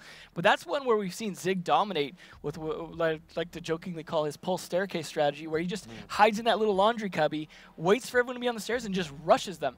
They've got to anticipate that by now. I can't see that working as well as it used to, and that was such a linchpin of their defense down there, because these are the kind of teams that would actually go smokeless sometimes in defending the laundry and would just straight up throw C4s. So we may see Mira being a big factor on those plays as well as those Zig plays from that pulse. Whereas the top floor, as you said, can be a little more retake friendly as well, and it's not as much about having a solid front, because there's attack vectors from 2 different windows. There's some staircases you have to deal with, as well as armory hallway. There's a lot more points where retakes actually make more sense when you can get crossfired so easily. Absolutely. And for the defense, smokeless strats were more prevalent until Ying came around. You remember how oppressive that Ying strat was on Oregon? We saw it ad nauseum. It was the same thing. Open that hatch, make sure meeting was clear, dump some smokes in, dump some candelas in, drop plant behind the laundry basket, not on top of the laundry machine itself. And it worked almost every single time. And we saw at the start of last season, not a lot of teams were running smokes. And it was very confusing because that's such a perfect counter. You might not be able to see through the smoke yourself, but you can answer their smoke with your own. And the difference is that when they breathe yours in, they end up dying on that 7-second timer. So it'll be very curious to see. I expect that the defense will probably do very well on the basement of Oregon. I wouldn't be too surprised if we saw the attackers prevailing there. But the big thing for me is when we go upstairs, as we inevitably will if the defense wins downstairs, how they're going to do in kids' bedrooms and dorms. Yeah, and that could come down to some of the stuff you're talking about as well, with defenses on other areas. For example, kitchen and the meeting hall. Kitchen doesn't necessarily sound like it's useful as much for the upstairs as it is for the downstairs, but it really becomes being able to stop the play from underneath, for example, helping secure that B side in that bedroom. But it really varies how it's played, more so than the laundry, like we were just talking about. I could see BRK doing that Ying strategy still, just because we saw them trying to do that on Arsenal. On Clubhouse, so we know that they are at least familiar with playing that way. But it's just a question of whether or not they think that's viable. As you said, there's a lot of counters to it as well. It comes down to timing and positioning. Also, missed smoke throws, for example, when you're going for that little laundry basket corner. All kinds of counterplays to that. But I imagine we'll see a lot more roaming on this than we did with Clubhouse. And I think sometimes we've seen with some of these, especially a gunfight-heavy region such as Latin America, roaming can really factor in because that is a big part of strategy on this particular map. Right, and one of the things about Oregon is we see a lot of Oregon. It is probably one of the most well-balanced and most played maps that every team seems to have a strategy for in some way, shape, or form. But the thing that I like the most about it is not only do they have 2 sites that are quite easily defensible, and I think there are some teams that actually much prefer to go upstairs in kids' dorms than go downstairs. It's trended that way. But at the same time, there's such a wide breadth of strategies that you can use on both sites. Yes, you're almost always going to bring a Miro when you go up top. Same stands to reason for downstairs. We can speculate all day, but why don't we actually take a look at how these teams are going to play, as we are now ready to load into Oregon as our tiebreaker between BRK and MOPA. They're all tied up at 1 apiece in the Rainbow Six Latin America 6 Invitational playoffs. It's a mouthful. But it seems like a very appropriate decider. Based off how things have gone so far and how it is with these teams, I think this is the perfect way to end this decider to help decide who might potentially be making it to Invitationals, because this is going to be played at Invitationals. Oh, absolutely. To say the least. We see this map everywhere, and for good reason. I know people might get sick of it, but I honestly am excited whenever we watch Oregon rather, similar to Borders, because there's just so many different things that they can do. For 2 bomb sites, right? Right, exactly. And there's even 3 bomb sites. We've seen Customs or be defended, rather. Customs and Supply Room have been defended on Border 2 by a number of teams. I want to see teams crack kitchen on this. I want to see a rear tower. Rear tower stage. You know, we did see Zig with an amazing clutch on that one time when it was played. We saw him go around and just rotate around and get a beautiful kill. That was the best defensive tower we've seen, was by Zig, so it is a possibility. They could bring it back out. Yeah, MOPA could pull it out. So we'll hopefully anticipate that there's the mirrors that you're talking about on that defense upstairs. We're seeing our first Jackal, I think. I believe that's the first one from these teams here. Yes. Interesting one. As I said, the roam play is so important in this. Much like Bank, it is a good counter to those roamers potentially, although it is kind of dangerously close to face checking versus the drones. However, Vigil is in play now, so you could potentially catch him with the footprints when you can't catch him with the drone. Right, and take a look. They have opted to go upstairs rather than downstairs. A smart plan, and really this composition is going to work on both. I would say that it's probably better optimized to go downstairs. You have the Twitch to take care of where you are going to have inside of Closet that Mira being played, but of course, with them being upstairs, the Twitch is going to need to do the work up top. Now, it can be a little bit more difficult for certain teams to be able to get that Twitch drone up there without it being taken away from them, i.e. being shot at by the defense. But overall composition for the attackers, I would feel more comfortable running that attacking the basement, but I'm sure they'll still make it work. Usually smokes are brought in some capacity when attacking the second floor, and that's something they do not have right now available to them, other than if Jackal brought it, which I'd imagine they probably did. Yeah, and unfortunate for the defenders, they didn't spread out enough here and gave up way too much map control, and just letting them take over that entire side is a big mistake. I mean, I like that they used the Hibana to open up that reinforced wall, which they'd set up to kind of slow it down. But they just said, that's fine, we'll just open it up. Now we'll get a line of sight to the bottom of White Stairs, stop you rotate, and make it easier for us to play Bathroom. And they're doing that. And then Cyber, though, deciding, you know, we'll make it even easier for you. Oh, no. By killing PX. And that's the Mira down. Hopefully both of those Miras went out.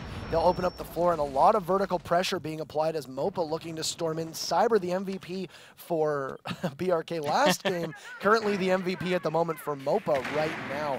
They'll take some of the barbed wire out on White Stairs as a bit of an easier move in. Now that Mira that would be guarding that has Navi's there instead. That's also a C4 that they don't have access to as the Miras goes down. And now Cyber pays for his misdeeds with his life. Down goes the Jaeger. Unfortunately, this round seems to be a bit thrown just by the defensive strategy combined with the team kill. Diogo and Run getting good kills, though, at least on the attackers. Diogo was a really nice jiggle peek, or rather just standard quick lean peek around that corner. And it was a bit delayed, but still able to get it. He is inside of Attic, looking at that rotate hold. The Jackal is on the other side, goes for a C4. Jackal pulls back, doesn't take a single lick of damage, but both One and Diogo have lost some of their life. I like this positioning by One here, working with Diogo to pretty much pinch him out, because he's going to be focused on Diogo, and he's got a great opportunity to kill Jackal, and he does. That's an interesting spot for a smoke to be, but Zig eliminating Navi's means that we're back to a 2v2. The Bearing 9 pulled out by the Hibana as Sexy Cake will try to cut off the rotate. A smart way to do. Valkyrie comes around the corner, but Diogo proves to be a good shot on a Valcam. Diogo, 3 kills this round, and that will be integral to BRK stealing a round away. That looked like it was going in favor of MOPA, and they are 4 rounds potentially away from going to the finals. Diogo on One. Definitely a great round from them. They absolutely held that together in a dire situation.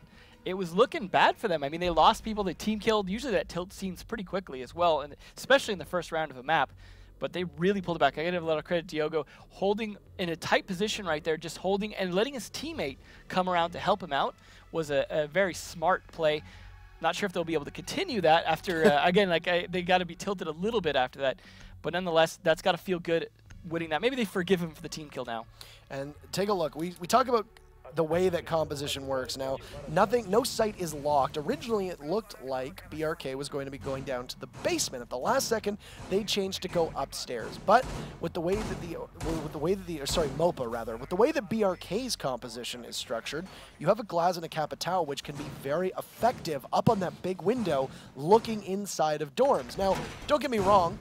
This can work for downstairs too, but I like what we're going to see when they go up top. Yeah, I think that composition, in terms of smokes and things like that, works really well for both sites, because we know the utility of the smokes and Glaz on the downstairs as well as Capitao for the little closet. And like you said, upstairs as well for that B site especially, both those operators are very useful in those attacks. And I think it's a good all-around lineup. Like you were talking about the last attacker lineup as well. One of the nice things about this map is you're not going to get too thrown off by which bomb site's being played, because there's so many viable lineups that work for both. But we'll see if One can do as well. Like we were talking about earlier, Cyber as a Glaz player on this map especially was fantastic at it, but we've seen One do a fantastic job as well, although he seems to have a little more trouble hitting the 3 speeds who are able to juke around a little bit more. Yeah, One, not as much consistency on that Glaz as we can need. He's had some really good rounds, and some banner rounds rather, but others that have been a little lackluster. And 30 seconds in, round number 2 on map number 3. No matter which team wins this one, we will know exactly how this series is going to end. And a little bit of patience from BRK as they look to try to maybe clear out the western side of Oregon.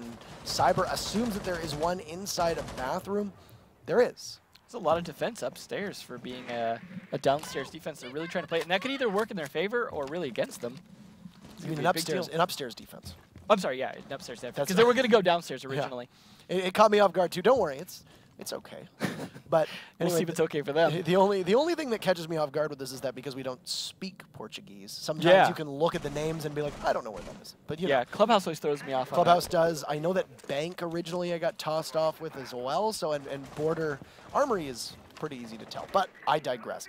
Halfway through round number 2 now, 90 seconds have been exhausted, and Navi still trying to get his Twitch drone in place to try and take care of that Mira of Uke, and a lot of patience from these teams. Gets in, but he loses his drone right as soon as it looked like it was about to prey upon that hapless Mira window, so it will persist for the time being, and he looks down the western corridor to try and see who is there, but there's nobody willing to peek. Now holding that ladder flank inside of Attic as the rest of the team looks set to push in through master bedroom, and you of course have Glaz watching that big window for the head to peek around the corner on white stairs towards the bomb. Good bait out of that smoke, and I liked the Claymore placement as well to try and stop them from rotating up through meeting hall. This methodicalness paying off as Novi's gets killed and the Cyber follows it up. Sexy Cake was downed as well, and now Diogo adds to it, and BRK getting in all in the action, but Nesk comes up from behind, manages to take out Cyber, but PX and Navi's holding the top of white stairs proved to be too formidable. BRK now taking round number 2, and they're up 2-0.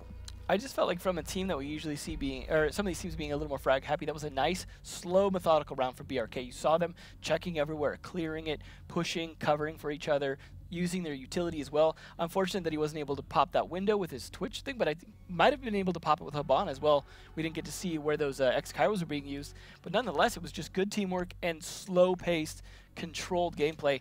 A good makeup for the previous defense as well, although that did get saved in the end. We'll see our first basement defense. Of course, they have to go there as BRK was successful upstairs, or rather, just simply can't go to the second floor because we could have seen a less conventional strategy. Maybe they could have gone into kitchen, maybe they could have gone to tower/rear stage, but I like the positioning that we saw from BRK there. They had one posted up, looking through big windows so that he could catch the smoke or whomever was playing on the top of white stairs, if it wasn't the smoke, the moment that he pushed out. Now you're putting a lot of faith in landing that shot, but as Sexy Cake moved in to get that one smoke down in the closet, he exposed himself long enough to get dropped by the Glaz and then followed up with the rest of the team. That also allowed the 2 roamers, or that rather allowed them to push onto the site, the attackers, because the 2 roamers were too far off to make much use of it. So all they needed to do was sprint right into Kid Storms, and the Mira was completely helpless. She got taken out, and next thing you know have full control of that site, and the 2 roamers that were trying to come back into sight, very easy just to catch them. Yeah, overall, just really well played in terms of that attack. Maybe not work the second time, but they were showing patience and control, and that means they'll also have some flexibility on that attack when they go to do it again. We'll see, though, how the basement works out, if they're able to defend it as well. This is going to be interesting because they're playing fairly conventional defending operators, nothing too crazy. But they do have the smoke, something I was saying, like, sometimes they go a little more C4 heavy, but they do have the smoke. But we've also seen some of these players with the smoke, they'll have them upstairs instead, trying to defend up there, which is unconventional to say the least, but then instead they have Navi's upstairs doing just fine. Unfortunately, though, bullet dropping, not going to be great for this attack. That is tough luck, as it likely won't be a rehost, or no, surprising because typically you'd play the round out, I guess. They're all a pretty important match, though, so yeah, it maybe could, give them the opportunity. It could, oh, welcome back. Hi, nice to see you. So I guess we are going to rehost. Typically, we would let the round play out, but I guess in this case, it is an important match, so we will rehost instead. Now, a couple things of note there that I thought were very interesting with playing a smoke upstairs is that you typically would find that you either have the Mira or even an Echo situated downstairs, so you still have that anchor on site. You'll have a smoke maybe up top playing out of kids' dorms with a Mira window. And then, of course, you can't take adequate control of the second floor because of the fact that there's a smoke up there, and that requires a lot of time and work to flush him out because you obviously don't want to push a smoke. He has area denial, not just with those toxic babes, but also a pretty powerful shotgun and a great sidearm. Absolutely. I mean, it's a situation where, like, it doesn't sound that effective. Yeah, you're just denying one room, right? But top floor control on that particular attack is very important because when you're attacking the basement, you have to be very focused, right? Because you need a lot of coverage down on that laundry. Right. You need people to watch different angles. Because of that hyper focus, you can't leave a roamer up there. Some maps, maybe you can get away with it. You know, I'll leave them be. Bank. Yeah. Bank is a map. We've seen them ignore roamers. We've seen the same with Border before. Yep. Ents famously ignored roamers when they got the plant on customs against EG to lock them out and eliminate them at LAN last season. And so there is effectiveness in it for sure in that sense, but it is down to whether or not that smoke is good at that, right? Because if you fail to do that, you fail to burn even time on that, and you just get taken out in, like, say 30 seconds. Now you've taken a critical piece of defense out of play because now they're completely dependent on C4s. That being said, there is another use that we saw from some of the NA teams where they would use the Elemines instead, and we've seen that more and more through somebody seems to deny the plant via that. It's nowhere near as lethal, obviously, but if you have someone to follow up the shot, let's say you throw that and then you have Mira there with the Vector, can usually land a good shot while they're disoriented or even get that chance to throw that C4.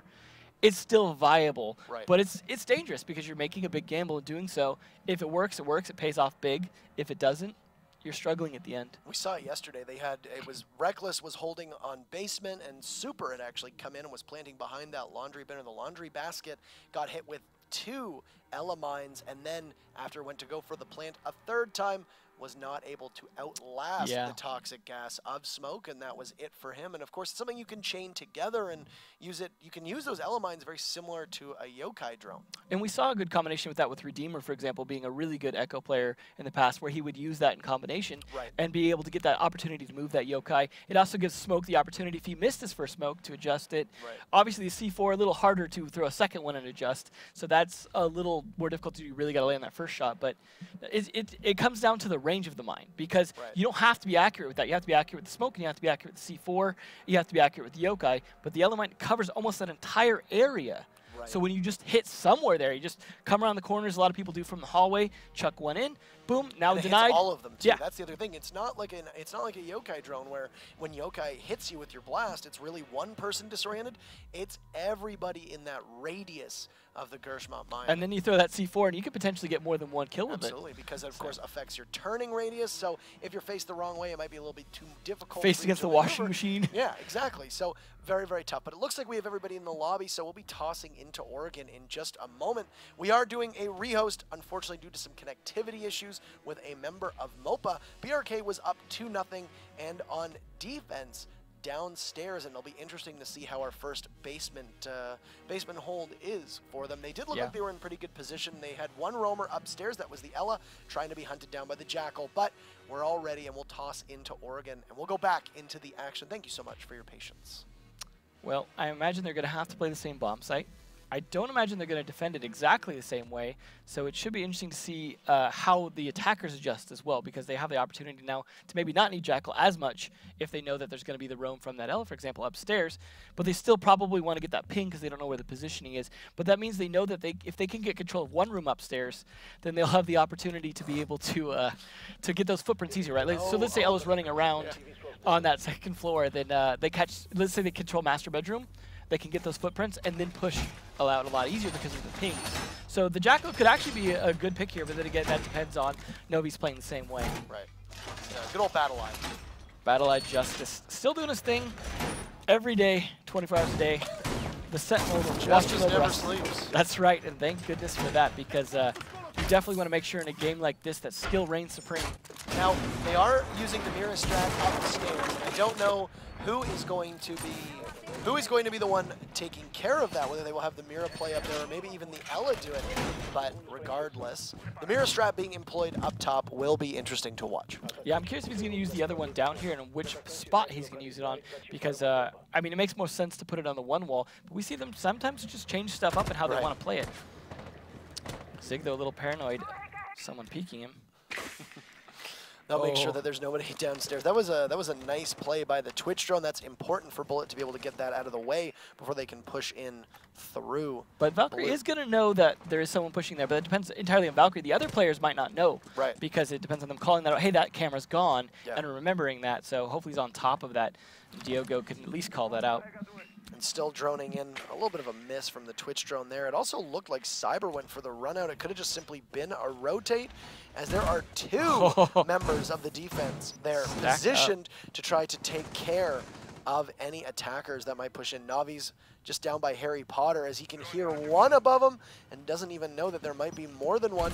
Nice. Awful heads-up play there from Sexy Cake, who drones in the open, and Navi's gets some sibling rivalry. Is that the first kill of round number 3? The scoreboard at the top says round number 1. It is round number 3, and 1 is now going to have to get flushed out as Construction Wall is going to get taken apart. Some jackling going on. As you can see, a belated mirror going down. Nesk eliminating Cyber. That was the Jaeger who was roaming earlier. That'll give them a bit more room to maneuver towards the site. That's definitely an important early kill, but Cyber, so far on this map, hasn't been the linchpin that he was on Consulate, meaning that might not be as important of a kill as Navi's, for example, or even PX trying to flush that out. But nonetheless, they are still doing pretty well in this push here, managing to get quite a bit of map control upstairs, forcing them all turtle down. But still, nonetheless, that turtling is very difficult to deal with. But I like that they're pushing from construction as well, because that's, I think, a little more effective in these situations when they've got such a defense like this. And you know that they had to commit the mirror window to the other side. Now someone can flank from Laundry.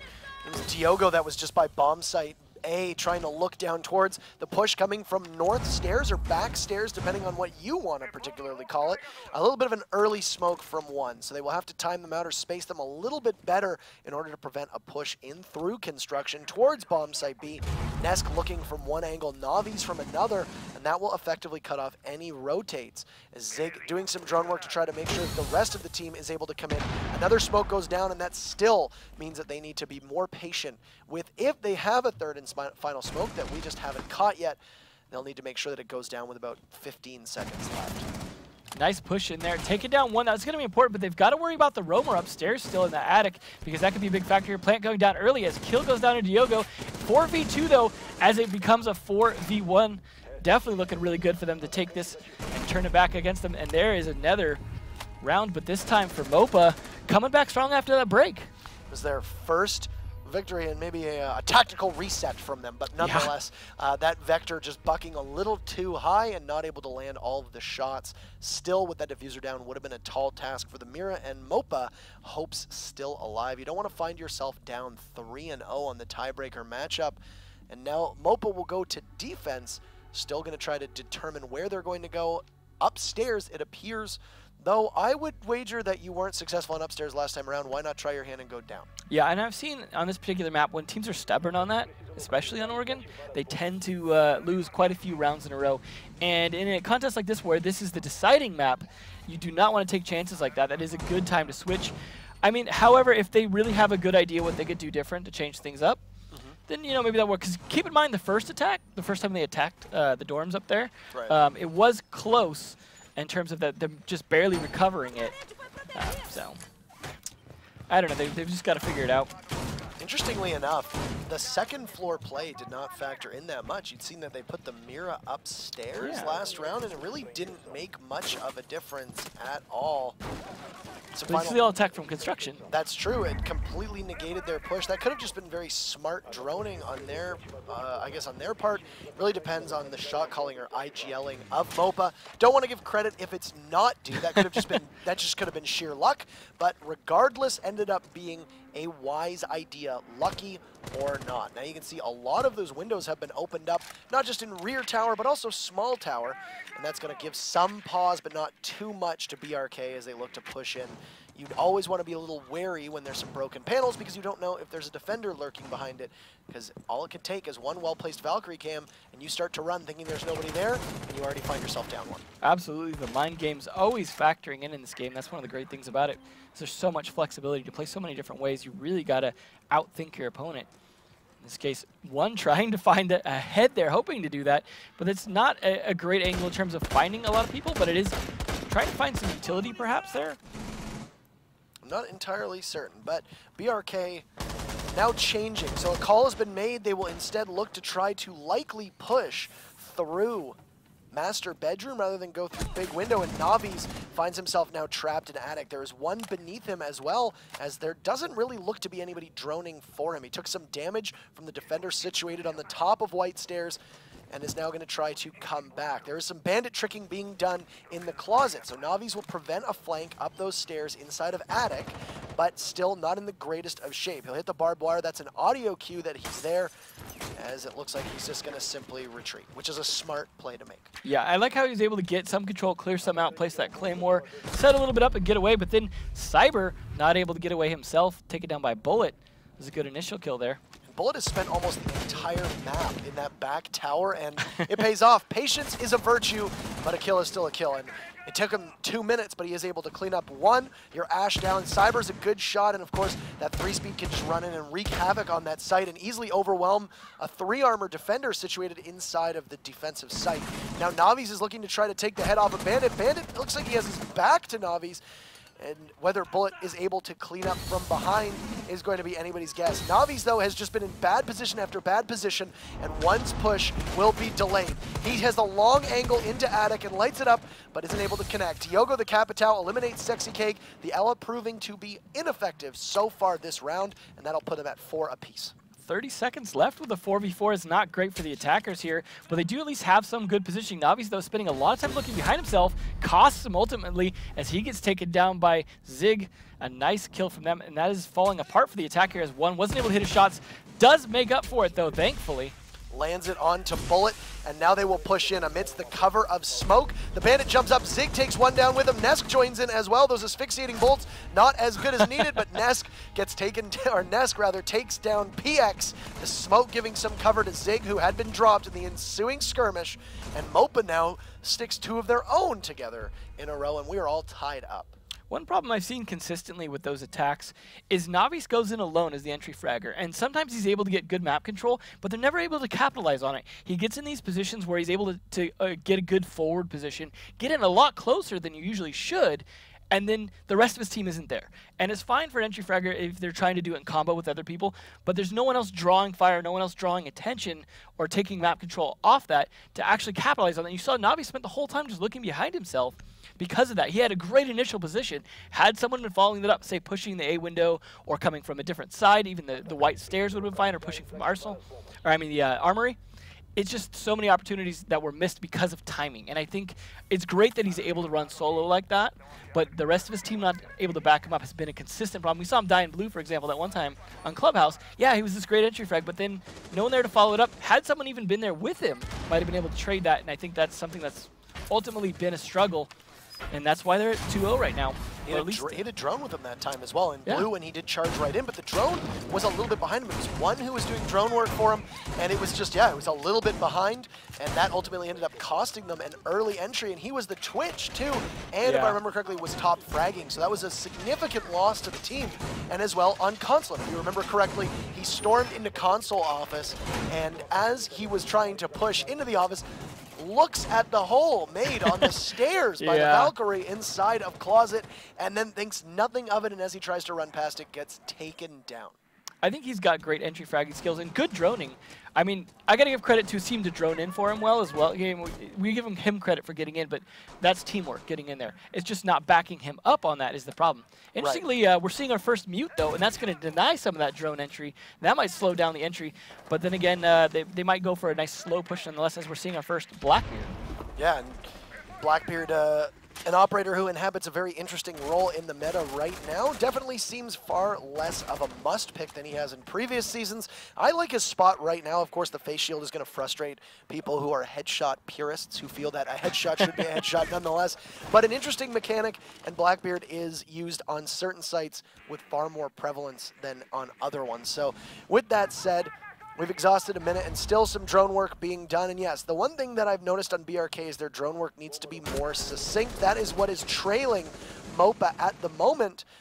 And Sexy Cake takes some damage, a couple shots into his rifle shield, does not break. He'll change it out, and he'll go right back into the action, heading towards big window. He could rotate to the other window if he wants to as well, but they don't seem too concerned with taking B side. We haven't seen really anyone pressuring from the B side of that bedroom over there. Everyone focusing on pushing from one particular side, and that costs And the Cyber takes him down straight to the face. So many bullets in that gun. Yeah, it's that M4 carbine that Jaeger has is still pretty good. I think Ella has really kind of overshadowed just how much of a menace a roaming Jaeger used to be. I think Ella has taken all of that criticism away from him, but still, people, I guess people have shorter memories than we'd like to believe. Of course, the loss of an ACOG hurting that too. Final minute of round number 3, and BRK doing a pretty good job of a last stand. They're just firing away on this open window, though Nesk manages to eliminate Cyber. That was the Jaeger who had come out and taken care of the Blackbeard. Now Nesk on a position where the Blackbeard arguably should have been.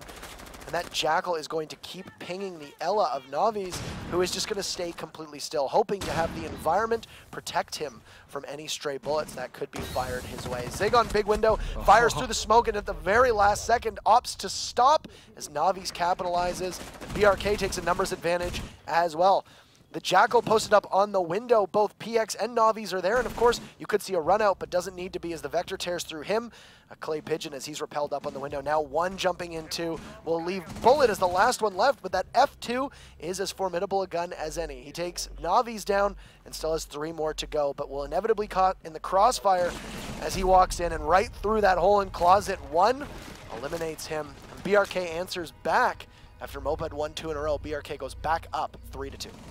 Started off as a decent initial attack, but the one directionalness of it, attacking so much from the A window, for example, and not being able to hold it, the Blackbeard was a nice choice in terms of trying to change things up a little bit, but ultimately was the wrong choice in that he wasn't able to actually use it properly, just getting peeked after peeked and getting shot at, eventually cost him his life. Then they lost all their ability to actually hold that window, yet continue to push it and push from white stairs, ultimately costing them and putting them in a situation where they started 2 rounds up, now only 1 round up from their opponents. If I remember correctly, it should be 3-1 in BRK's favor right now.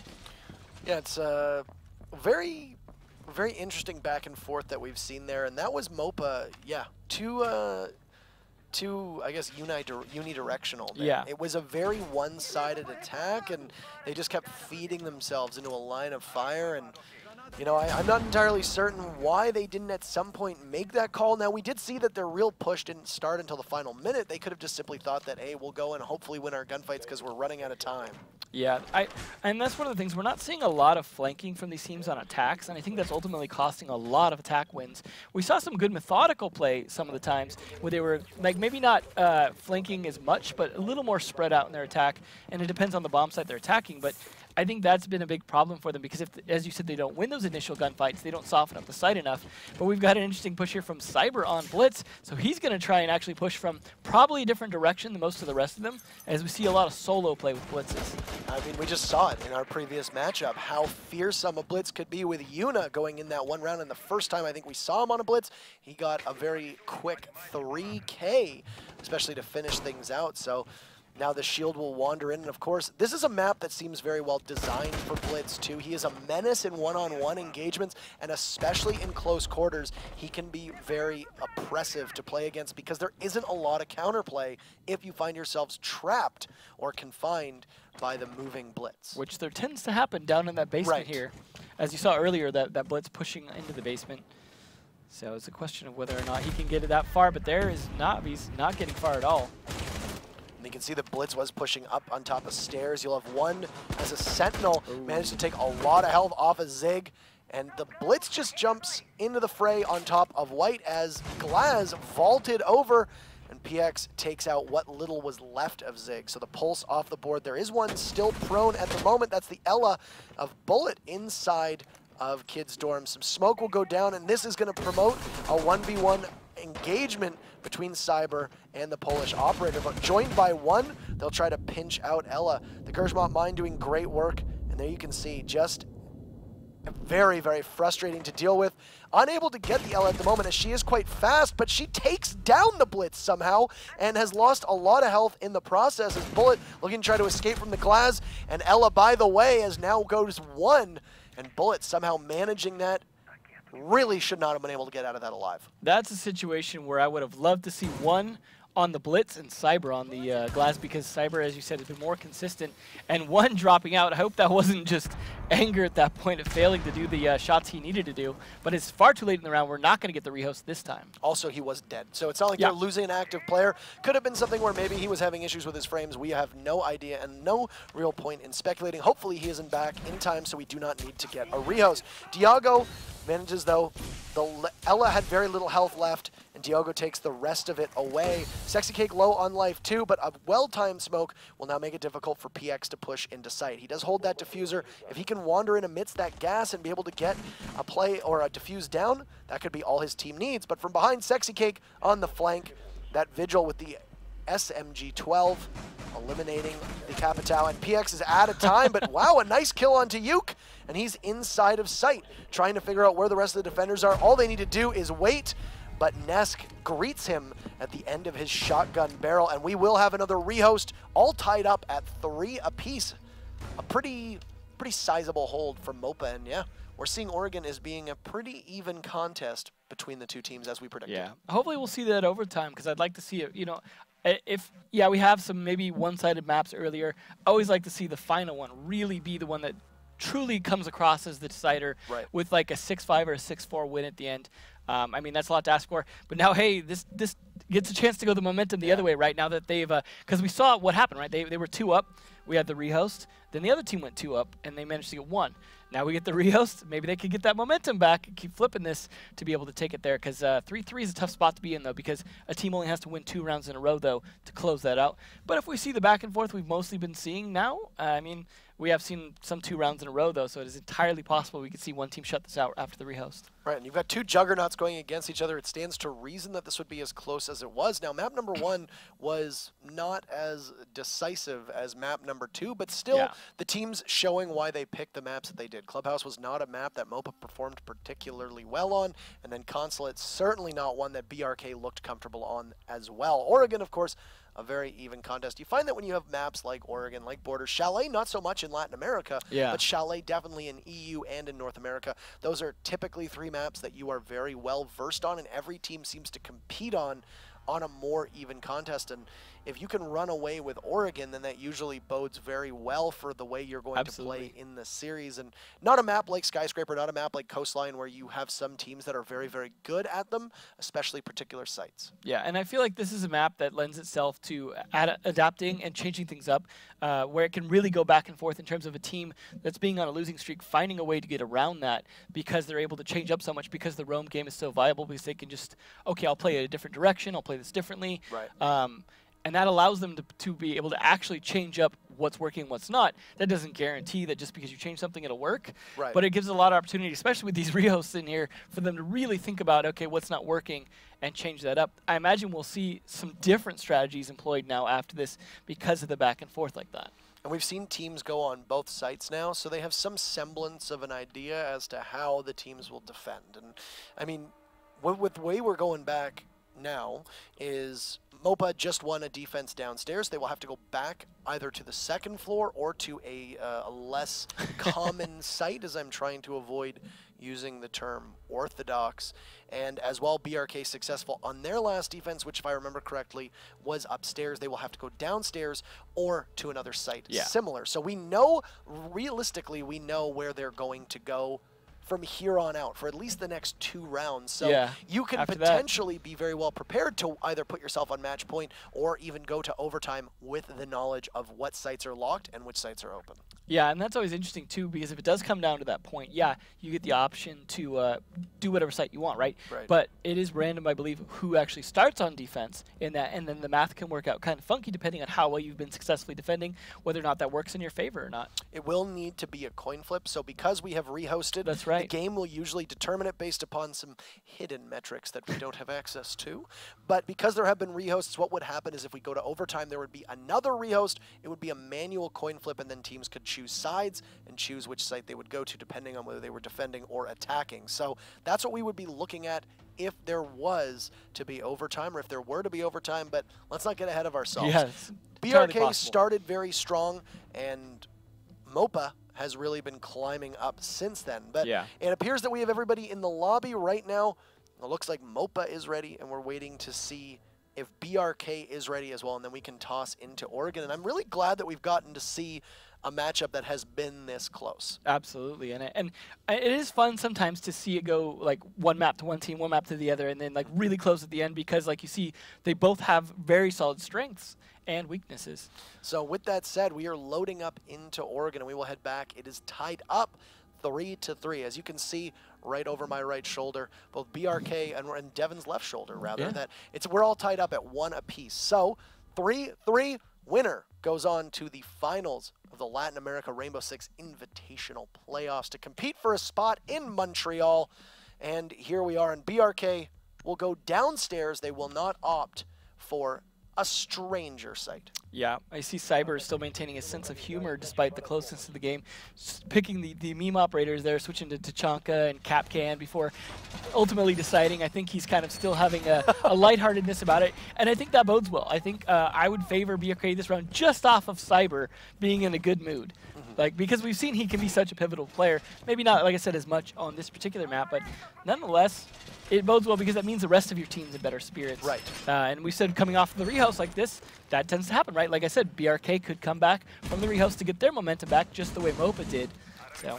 Rehosts do allow a team to catch their breath as well, and I think that's one thing is that we've said it before where there have been teams that have been absolutely dominating other teams, gone to a rehost, and then we've come back and it's almost as if another team is completely subbed in for them. Yeah. Because it gives you time, and depending on the length of the rehost, you have an opportunity to reassess your strategies, you have an opportunity to discuss what potentially went wrong, and if you're already tilted or you're already angry, it can be exacerbated by the rehost, but usually from the teams I've spoken with, they take a nice deep breath, they ready themselves, they shake it off, maybe some motivational talk, and they delve into what's gone wrong and how they can fix it. And it's essentially an opportunity for some maybe mentally to start anew. And Yuke almost getting kill number 1 onto Navi's, seeing the kneecaps of Ella but can't capitalize. It's important that they have the Jackal here now because we're seeing a first mute on the basement. We saw the mute once on the upstairs. Now we're seeing it on the downstairs. And the inability to drone here, which is actually probably going to affect Bullet's droning, is going to be a factor. And that makes Jackal that much more important in order to try and find those roamers. Although mute can only do so much to stop roamers because he's got to use choke points. And while roamers could be potentially anywhere,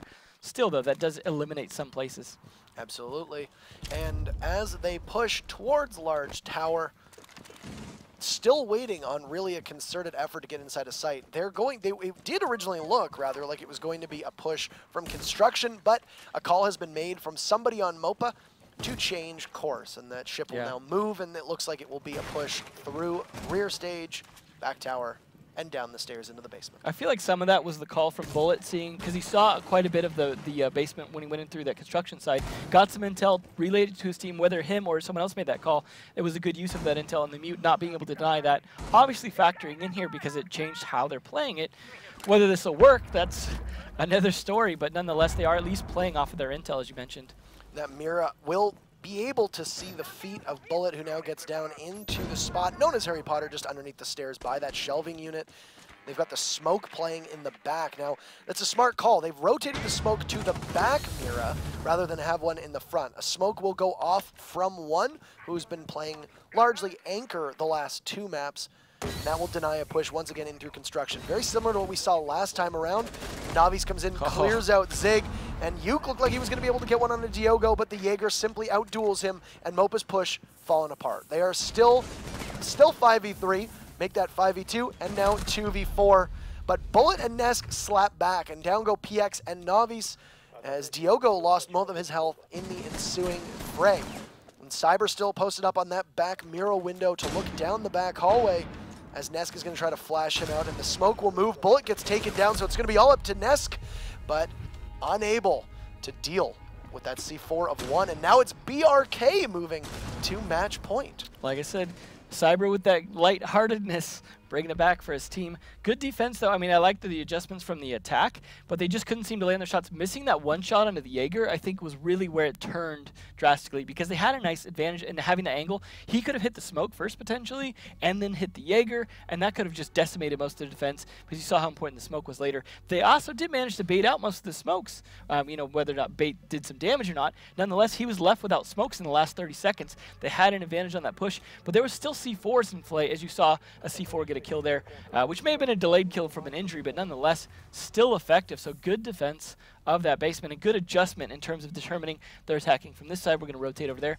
We're actually seeing Laundry really not favored by either of these teams in terms of attacking strategy, which we were talking about earlier. We could see these Yings attacks or these smokes or even the glass coming down the stairs. Not seeing any of that. They're all favoring one side. This is the time for one team to change it up, say a BRK, and come from a different side if they're attacking. Well, I guess they're going to be attacking the upstairs, so they're not going to get that chance, but nonetheless, change it up, attack from the other side, and I don't think they're going to be expecting it at this point.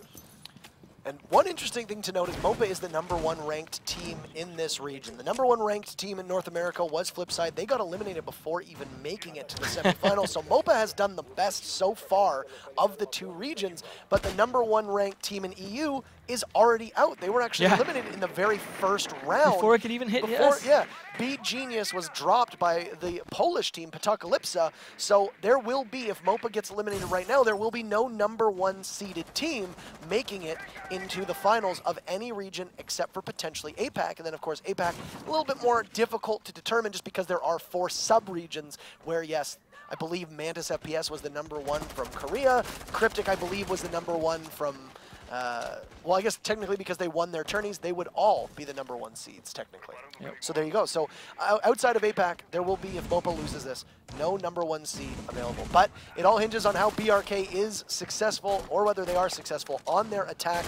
And once again, lining up inside a master bedroom, which seems to be BRK's focus every time they attack this Which site. was smart in the Mirror to adapt to that and try and defend master bedroom with the windows. It seems to be working out. Navi's, again, going in that solo play, trying to take that armory and not making much progress from there. He does get a little stunned, but they slowly approaching. His teammates standing outside. You see Thermite, you see Thatcher. Glaz not in any position, just doing some droning. Navis is just going to get taken out here if he tries to push in because he's all alone in doing so.